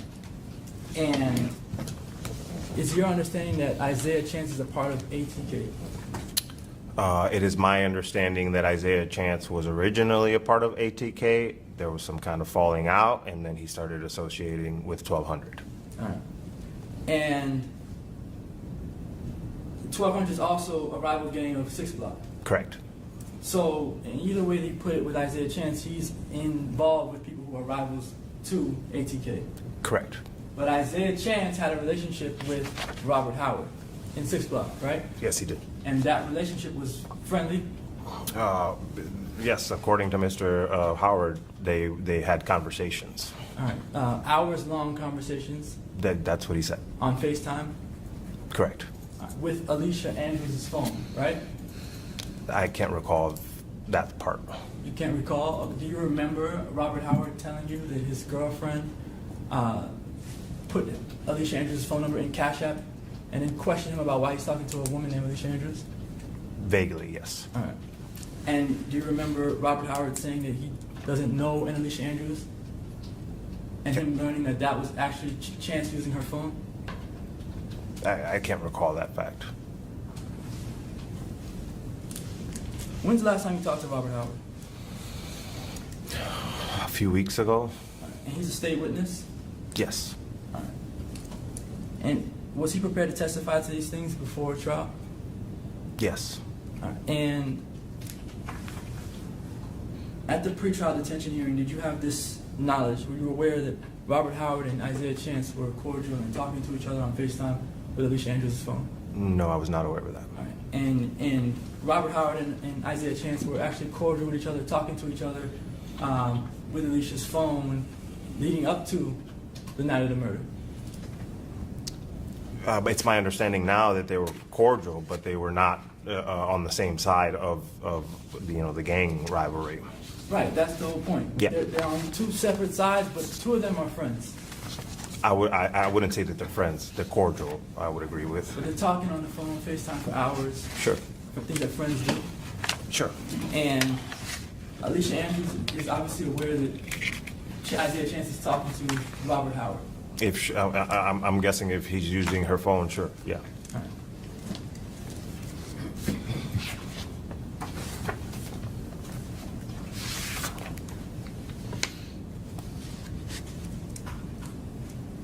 Does Robert Howard have any evidence that Alicia Andrews knew that Julio Charles Jones was going to die on June 23rd, No. 2024? Does Robert Howard have any evidence that Alicia Andrews was involved in the planning of murder of Charles Jones? No. And does Robert Howard have any evidence, did you get any evidence from him as to whether Alicia Andrews even knew that Charles Jones was going to die on June 23rd? No.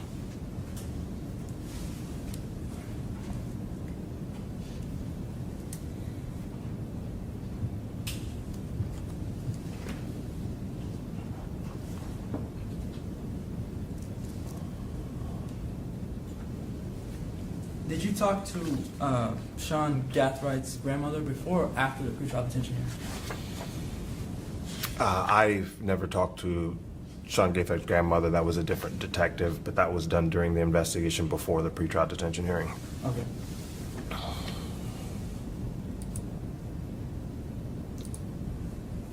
Since the pretrial detention hearing, you've had an opportunity to run ballistics in this case? Correct. All right. And you've had an opportunity to collect and analyze guns, ammunition, casings, all of those sorts of things, correct? Correct. Objection, Your Honor, because we're now clearly going into facts that did not exist at the time of the original pretrial detention hearing. I thought that was everything the court wanted me to get into were things Well, that go ahead. didn't exist. Overruled. All right. You had an opportunity since the pretrial detention hearing to analyze different pieces of physical evidence, right? Yes. All right. That includes guns, ammunition, casings, and of that sort, right? Correct. Things that were involved in the planning and the murder in this case, right? Correct. All right. None of the evidence, physical evidence, contains Alicia Andrews' DNA. Right? Correct. None of the physical evidence in this case contains Alicia's fingerprints, right? Correct. And you can't say whether Alicia even saw a gun on the night of June 23rd or June 22nd leading up into the 23rd. No, I can't. All right. No further questions. Okay, Ross?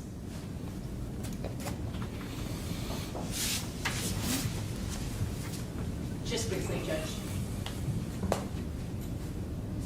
Detective, the defense attorney asked you about the vehicles and the silver Chevy Cruze being at the location at Teasers prior to the victim, Charles Jones. Is that correct? Correct. And you testified that there was communication between Alicia Andrews' phone as well as a phone that was in the black Chevy Impala, Sean Gathwright's phone. Is that correct? Correct. Was the, based on that same phone evidence, now we're talking of Sean Gathwright, were there indications that the black Chevy Impala had been earlier, before the victim had arrived, Charles Jones, to either Teasers or to Truth 18? Yes, approximately at 10 p.m., Sean Gaithwright's device can be seen going by Teasers.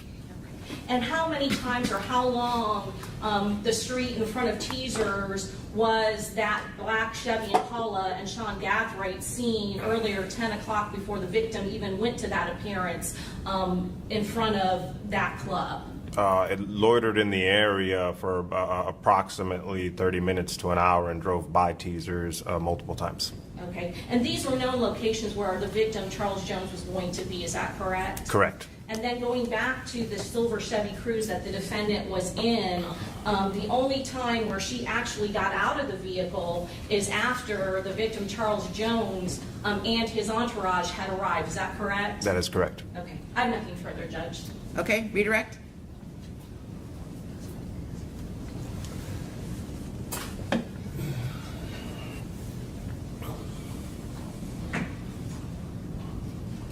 All right. So Alicia Andrews gets out of the vehicle after Charles Jones arrives, is what you just said on Correct. Redirect or cross.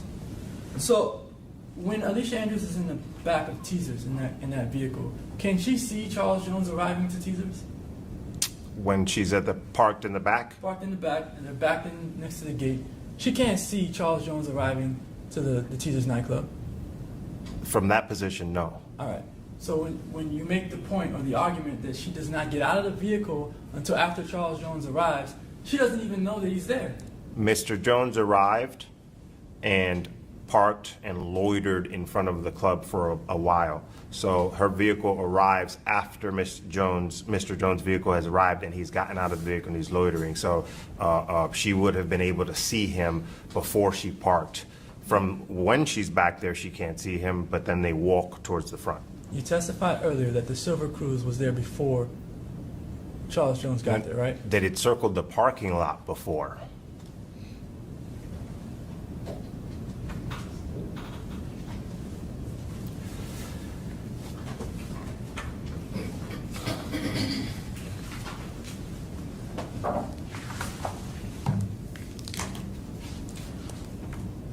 On the video, Alicia Andrews arrives, or let's say this, the silver Chevy Cruze arrives before Charles Jones, right?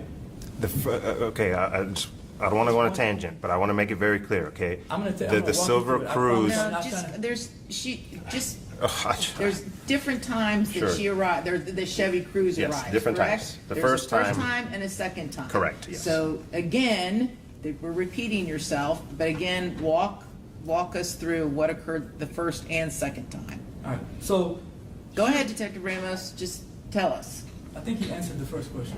No, actually, he didn't, because I feel like the record's getting a little bit muddied between the first and the second time the Chevy Cruze arrived. So I think it would be helpful if Detective Ramos just walked it through one more time regarding the Chevy Cruze at Teasers.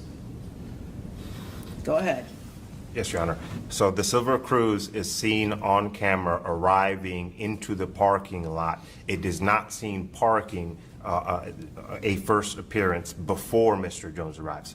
The Silver Cruise then goes off camera, then Mr. Jones arrives, then the Silver Cruise is seen coming back on camera a second time, and that's when the Silver Cruise parks and Alicia Andrews gets out. All right. So I want to go back to the first time that the Silver Cruise is on the camera. You see in the camera footage that there's absolutely nowhere to park at Teasers when the first time that the car comes in. I can't recall if there was any open parking spots. I'd have to review the video. All right. You see,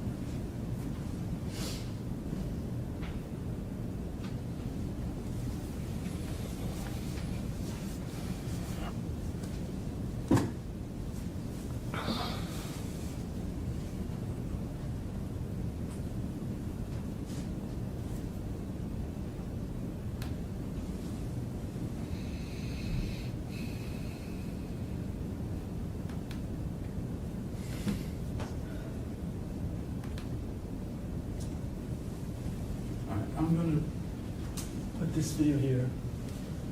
And for the record, what are you showing the witness? I'm showing the witness a video of the camera angle that points to the back of teasers. The screen's locked.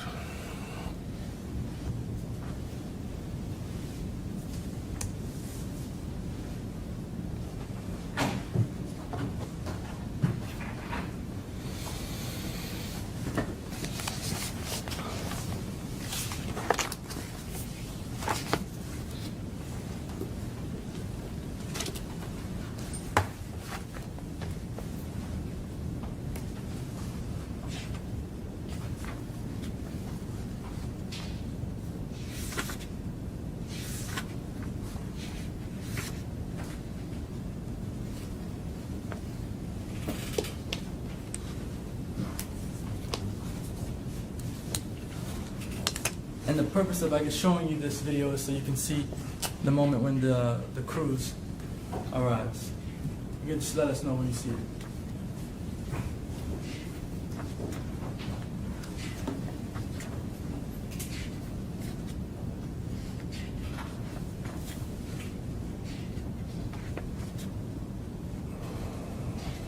It just came on the view. Okay. Now I'll pause it.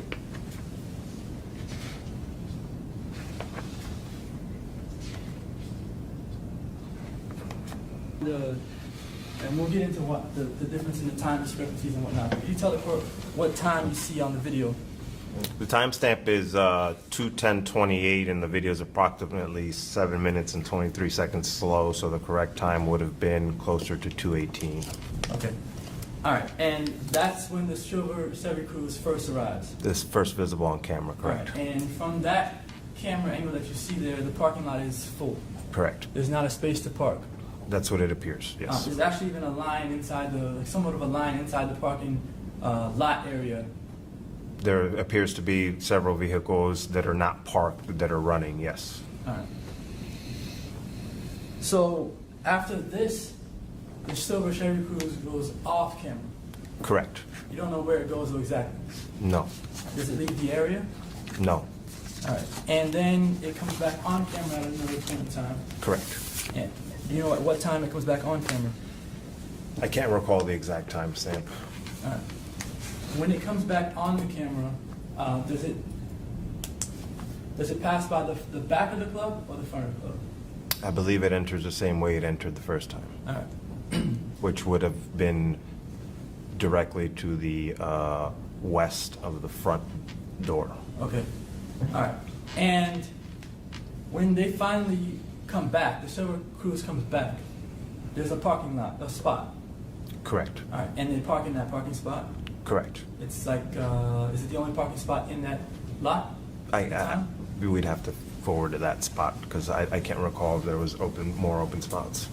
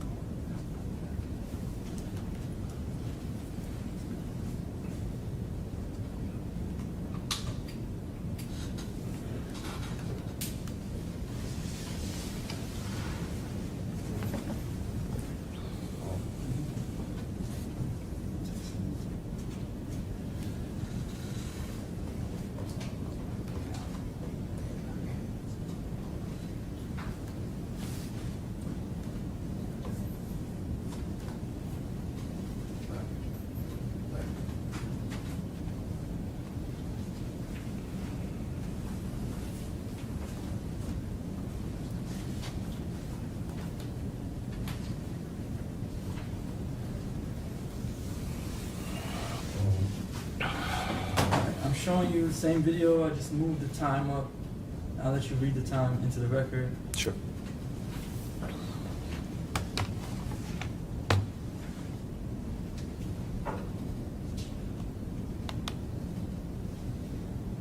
All right, what time do you see on the video now? Timestamp's 2:17:01, so the correct time would have been approximately 2:24:30. Do you see the silver Chevy Cruze pulling back into Teasers? Correct. All right. When it pulls back in, how many parking spots are available in the parking lot? In the general area where it's at, 2, it appears, All right. Where are those parking spots at? in along the back fence line on the north side of the parking lot. All right. So there's no parking spots up front. There's no parking spots anywhere else in the vision of this view, like in the view of this camera. So the only spots you see are towards the back. Correct. And they go to the back and they park? They back in, yes. All right. And then once they park, they get out of the vehicle. Yes. Now, the reason why they got out of the vehicle, I guess you were suggesting earlier that it was only because Julio Charles Jones had arrived at the location. Is that the suggestion you were making? Yes. Could they have gotten out of the vehicle when they first arrived and there was nowhere to park? If in that specific view, or The first time the cruise arrives and there's nowhere to park, would it be your expectation for them to get out of the vehicle at that point in time? they actually waited a little bit before they got out, so they didn't get immediate out. It wasn't like immediately park and get out. They That's a different question. Yeah. So I the don't- question I'm asking is, the first time that the cruise arrives Uh-huh. and there's nowhere to park, Sure. do you expect them at that time to get out of the vehicle? I'd be speculating. I don't. There's no reason for somebody to get out of the vehicle if the parking lot is full and there's nowhere to park. Oh, okay. I see what you're saying. You're saying the first time, since there was nowhere to park, could they have possibly gotten out while the vehicle was in motion? No. Yes. So, yeah, I agree. So when they do find a parking spot, it's then that they get out of the vehicle. According to the video of the camera, yes. All right. I don't have any other questions. Okay, very good. So may this witness be excused? Yes. Okay, thank you, Detective. You are free to go. Any additional witnesses, Mr. McClymonds?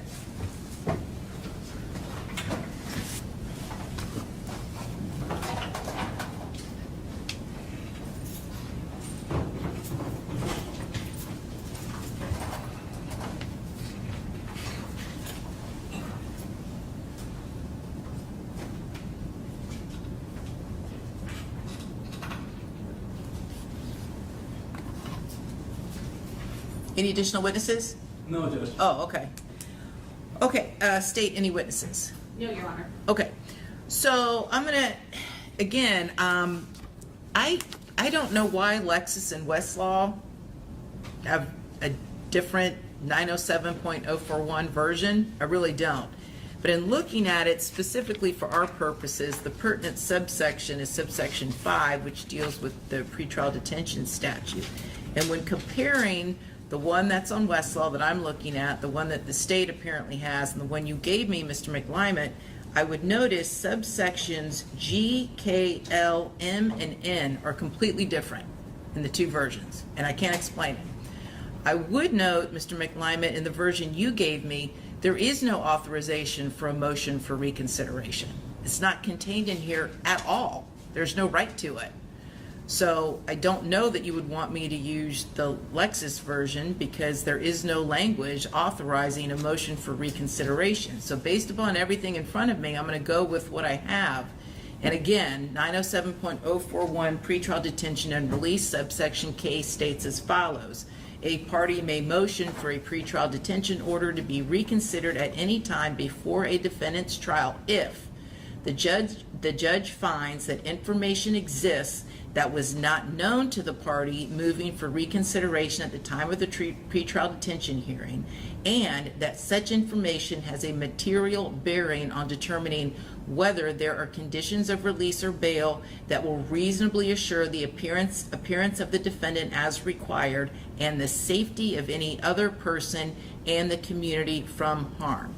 And this is what Judge Sabella had to say at the pretrial detention hearing, the initial one. He didn't specifically reference 907.041, but he did articulate the language, particularly from, I think it's subsection 5D, and he stated as follows.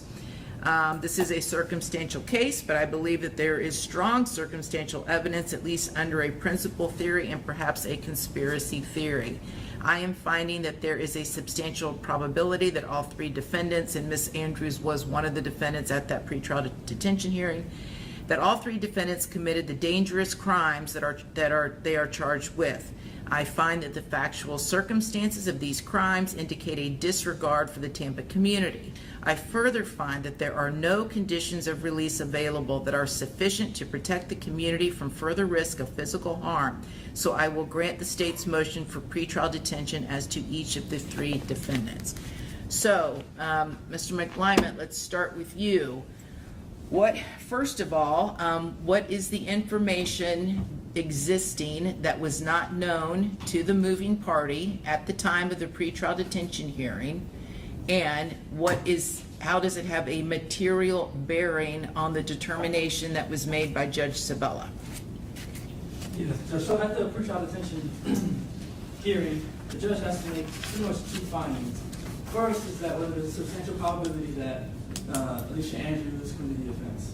And then the second is whether there's a longer list of other items in the statute that if one of these other items applies, then the pretrial detention statute applies and the court may hold, or at least the new statute says that the court shall hold the individual in detention. So that second part that Judge Sabella mentioned is that there were no conditions that would keep the community safe from Ms. Andrews. I know you're telling me I understand what 5D says.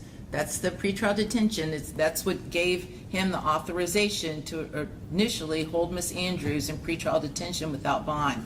I'm asking you under subsection K to please identify for the record what are the facts or information that was not known to the moving party at the time of the pretrial detention hearing, and how does that information have a material bearing on determining whether there are conditions of release or bail that will reasonably assure the appearance of the defendant as required? Tell me what the new or what the unknown facts were at the time of the pretrial detention hearing. Right, so there's several things that Judge Sabella did not consider during that hearing. One would be... No, listen. I'm not revisiting the legality of Judge Sabella's order. I'm not an appellate judge. I'm asking you what was not known at the time of the hearing. Not that he overlooked it. If it's already in the record, I'm assuming he heard it and it factored in his decision. I'm asking you what was not known at the time of the hearing. Judge, I'm trying to answer the question. Okay. This is the third time I'm trying to answer the question. Okay. The things that he did not know, or the things that weren't presented to him, the parties didn't know. One, the parents testified here today. That didn't happen at the other hearing. The information that they provided today was not privy to the court previously. In addition to that, the testimony about Robert Howard, and I'm going to go over why all this is relevant and the court should consider it, but I want to just list out the things that are new first and then go back over it. The testimony about Robert Howard that was elicited today was testimony that the officer did not know at the time, the lead detective, the court did not know. Right? And I don't know if the state knew at the time either. In addition to that, there's the domestic violence information, which goes to the state of mind and whether Alicia Andrews had the motive to sit around and support her boyfriend's mission to go and kill an individual. So those three things, in addition to, those three things are new. I guess new information that the court didn't consider at that hearing. Not that he overlooked it, he just didn't consider it. And then the other thing I forgot to mention is the fourth thing, which is that since the pretrial detention hearing, there's been an opportunity for the state and the Tampa Police Department to go over, analyze, and look at all the ballistics in this case, and determine whether Alicia Andrews even had any of the guns in her possession at any point in time, whether she saw any guns, whether her DNA or prints were on any of these guns. And so these four main, points I want to harp on for the pretrial detention issue. The Arthur hearing is separate and aside. I'll make some arguments about that after, but I think it's relevant to the court, and I think it's pertinent here for the court to consider these four different things because they all weigh in favor of Alicia Andrews. And why do they weigh in favor of Alicia Andrews? Because they all show that she had no motive, that she had no knowledge of what was going on, and that she was a person that was just really tagging along. And again, Robert Howard, I'll start from Robert Howard. He is a member, according to the state, of 6 Block, this rival gang. Alicia only knows that Robert Howard is talking to her boyfriend, who's supposed to be in a rival gang, through her phone on FaceTime, several times for hours on end. So the state paints a picture. The theory of prosecution is that, hey, why would Alicia Andrews drive from Jacksonville to Tampa if she knew that her boyfriend was at odds with 6 Block and with the members of 6 Block? Why would she do that? Alicia Andrews did not know that her boyfriend was at odds with 6 Block. I mean, from the evidence, it appears that her boyfriend and members of 6 Block were friends. That her boyfriend was using her phone to FaceTime Charles Jones' best friend at the time of his murder, leading up to his murder, and weeks and months before that. So from Alicia Andrews' standpoint, she has no idea that the Murphy brothers are even coming to Tampa. She has no idea that the Murphy brothers have their own issue with Charles Jones. She's coming down from Jacksonville to Tampa with this understanding that there is no problem between her boyfriend and 6 Block or Charles Jones or Robert Howard, his best friend. In addition to that, the whole idea behind the state's case is that Alicia Andrews is, her and Chance, they're together, they're thick and thin. She doesn't have any actual problems with 6 Block. She doesn't have any gang affiliations, any gang membership. She's not involved in any of the gang activity, the back and forth.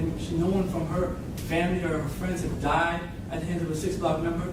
So the only motive that the state has put forth for Alicia Andrews is that she's so in love with Isaiah Chance that she would do anything he asked her to do. That she would follow behind him, do this, do that, and she would even go as far as helping him to plot a murder. The evidence from the hearing that was not considered or known to the court before is that Alicia Andrews was being abused by her boyfriend at the time, abused by Isaiah Chance. And that this relationship that the state paints, this fairy tale relationship that they paint, is not accurate. And no matter how much the state wants to say that the friends didn't call the police, they didn't get involved, these things happened to Alicia Andrews. There's proof of it. We didn't make up text messages from the past. We didn't make up photographs, and we didn't pull a witness in here to perjure herself.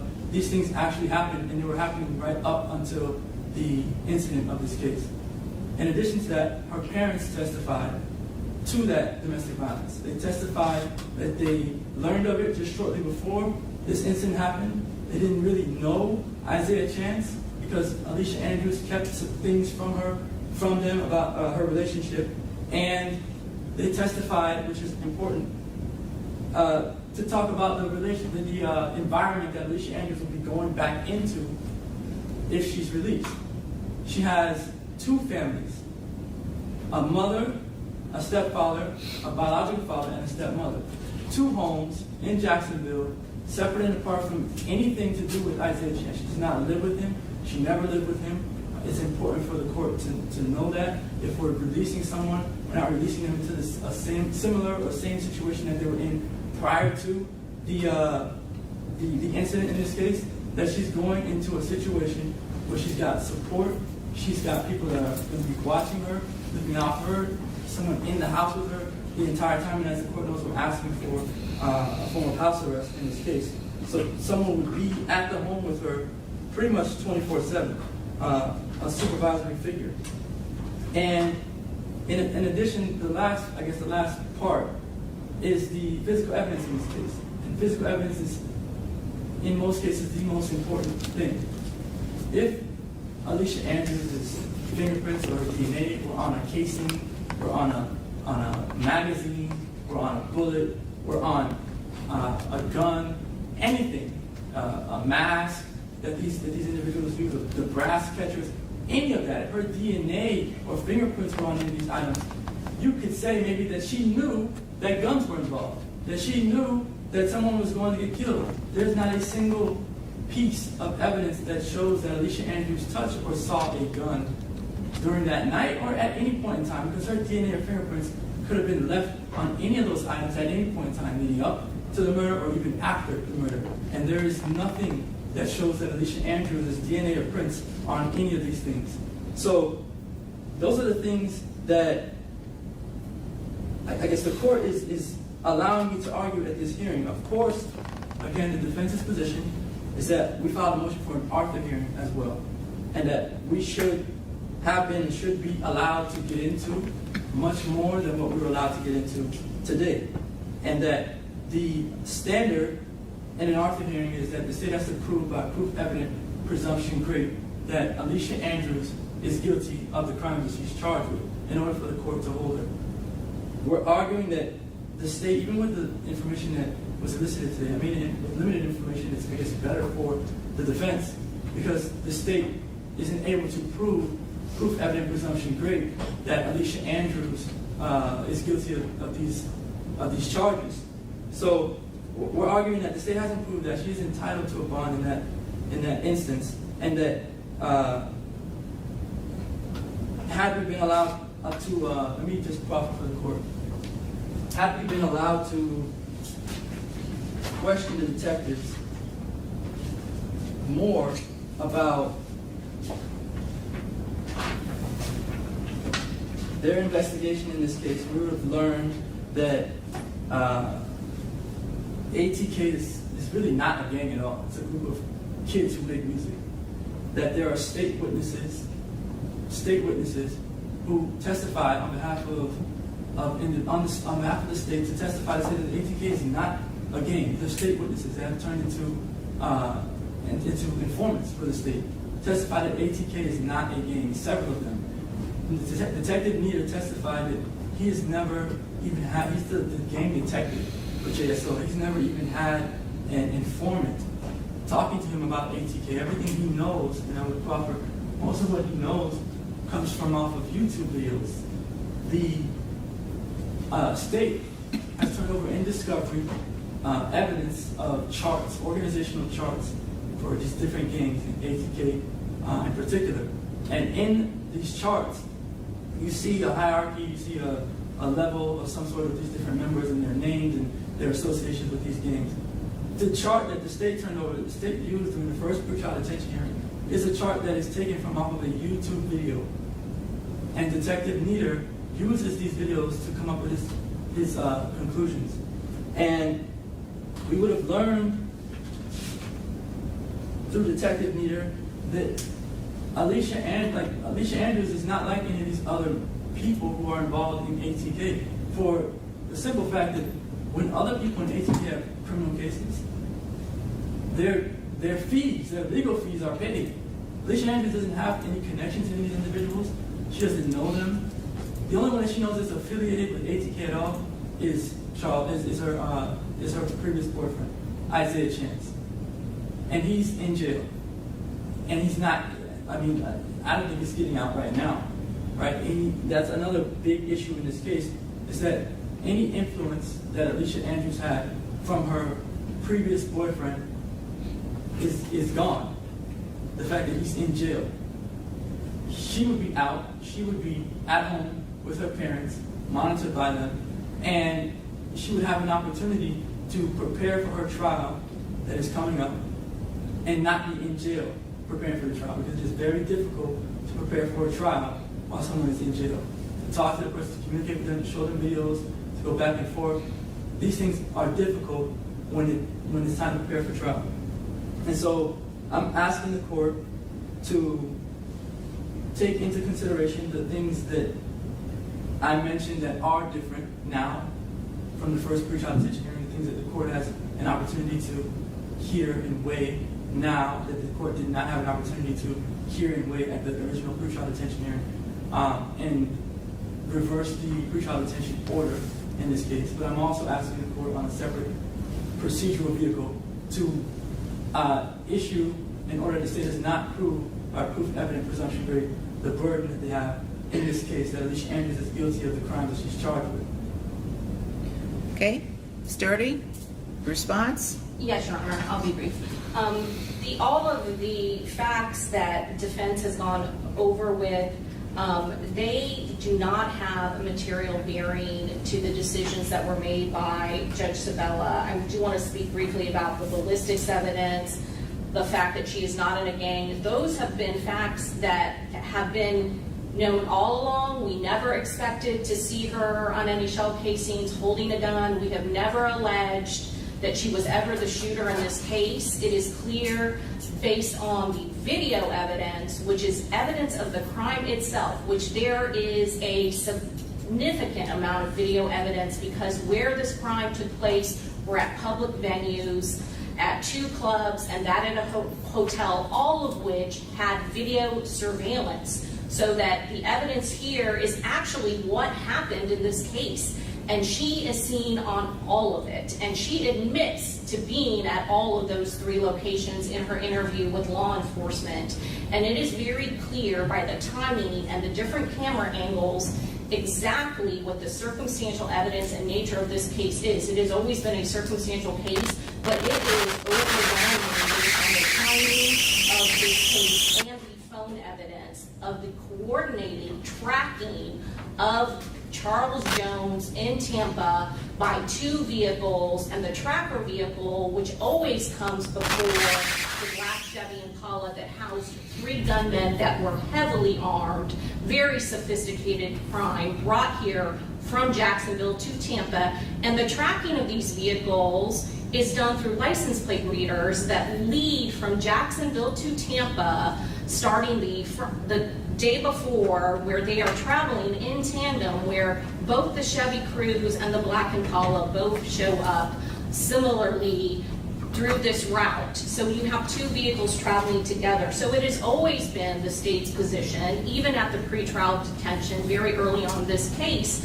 that she was never the shooter, that she was never in a gang, that the only connection that she has to the gang is through her boyfriend, Isaiah Chance. So all of those facts were known. So the fact about ballistics, the facts about the parents testifying, all of that does not have any sort of bearing on why the facts that were presented at the pretrial detention hearing and why Judge Sabella made the decision that he did. He watched and saw all of those video surveillance and saw the timing of when one vehicle came, when the victim came, when the victim was seen, when the victim left, and then when those vehicles left. And he saw the coordination at each of those locations, as well as the cell phone information, which is her cell phone, by the way. And based on that and the type of crime that was committed, this was a crime where this victim was gunned down and was targeted, and where 3 heavily armed assailants that were prepared to take out this victim, 2 of which had assault rifles, the other one had a 9mm that was completely unloaded with 31 casings that were found left in Tampa, and a Tesla video, as well as the video surveillance at the hotel, which showed that the victim was targeted. And all of that is a dangerous crime that she participated in as a principal. We have never suggested that she had a gun in her hand at any time, but that she clearly was tracking the victim along with her boyfriend based on what was seen on that video. And so based on that, the judge found that this crime, the egregious nature of this crime, was a dangerous crime, and it was the way that it was instituted definitely indicated a disregard to the safety of the community. There was additional testimony that there were guests staying at that hotel, that bullets went into those guest rooms. There were 2 guests, in fact, where families had been staying. I'm familiar with the facts, Ms. Doherty. We need to just stick to, listen, Mr. McClymonds raised 4 points that he said were not known. One is the ballistics. However, there was no ballistic evidence, I don't believe, that was presented, so that's nothing. Ballistics did not play a part in Judge Sabella's decision because there was no ballistic testing done at that time and there was no evidence introduced as to that. The information regarding Ms. Andrews being a victim of domestic violence, that is new. And then Robert Howard, I'm what's your position on if that has any material bearing? Judge, it doesn't. Robert Howard was an eyewitness and was with the victim, and he was not very cooperative or did not give a full statement initially. We have since taken a sworn statement, and yes, he has tried to say that 6 Block or ATK, they're not gangs, but he is a member, and he's actually in federal custody for a manslaughter, not in federal custody, but he has previously been sentenced to a manslaughter for another death as a result of this gang war. So whenever you ask one of these members if ATK is a gang or 6 Block is a gang, they will say no, that it is not a gang, but that is not what determines what a gang is in Florida or how it is documented per statute. So it doesn't have any material bearing on why the judge made a determination that there was a need to protect the community, and that holding her that there were no reasonable means to or no reasonable conditions of release to adequately protect the community. It has no relevance or bearing on that whatsoever.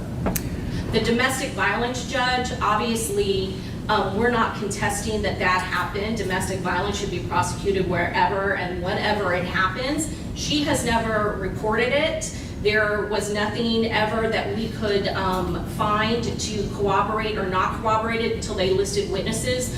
But again, under the state of Florida and the law, this is not a case where she is murdering or trying to defend herself against her attacker. Duress is not a consideration and does not excuse her participation in gunning or killing or murdering another individual, not anything having to do with her abuse.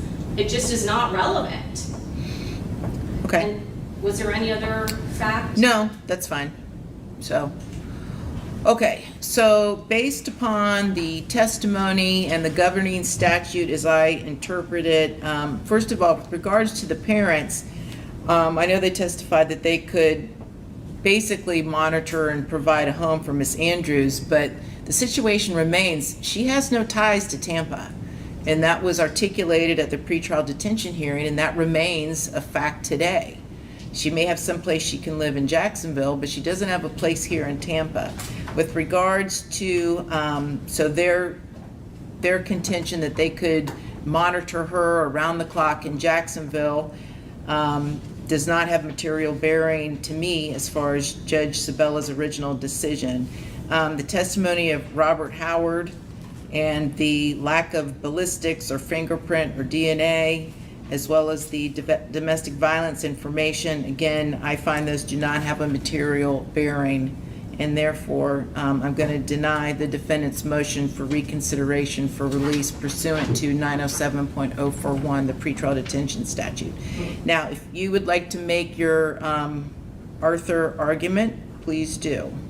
Well, on the pretrial detention issue, so you mentioned that the fact that Alicia has family in Jacksonville does not, I guess, quell the court's concerns about Judge Sabella's order from the pretrial detention hearing. Well, it's just, it's one of a number of factors that don't. You mentioned it, so I want to just... That's fine, go ahead. Judge Sabella, in his order, did not say that he made any factual findings that Ms. Andrews was a flight risk. What his order says is that I find that the factual circumstances of these crimes indicate a disregard for the Tampa community. So if she's at home in Jacksonville, then his factual findings of her being in Jacksonville would be fine. And then he further says, I further find that there are no conditions of release available that are sufficient to protect the community from risk of physical harm, not to prevent her from, or to keep her from coming back to court. And there's a distinction there, a clear distinction, because he could have made a factual finding that he says, or that he believes that there's no condition that could have her come back to court. And he didn't make that finding. And so when I discuss, or when we bring up the evidence about the parents being in Jacksonville, that doesn't negate anything that, or it doesn't harm Alicia Andrews in relation to what Judge Sabella issued during the ruling he issued during his pretrial detention. Again, I find it does not have a material bearing on Judge Sabella's initial ruling. So do you want to make your argument for the record with regards to the Arthur factors? Well, I made the argument with the Arthur factors, Judge. Okay, so you rely upon the record for that. Okay. Very good. Okay, so we are concluded, and Ms. Andrews will remain held in custody pursuant to the pretrial detention statute. And is there any reason we need to get together before jury selection you all can think of? I mean, I might file a motion for like a more specific exhibit list. Okay. Witnesses. Whatever you do, please just do it sooner as opposed to later. So if you need to get back before me, it's fine. I'm heading into a death penalty case starting September 24th, so my calendar is going to get very tight quickly. So if we... Judge, I had that ready, so that's something that I may make some amendments to that, but I certainly can give him those things. Okay, very good. Okay, we're concluded. Thank you. Court adjourned. So there we have it. And I'm going to be the first one to comment on this here video. I think the judge should have been a little bit more lenient on Alicia Andrews for the simple fact that this is a young woman. Her mom and her dad stated clearly that she's not violent. She just had a baby. You know, if I was a judge, man, I would, be lenient on these type of people.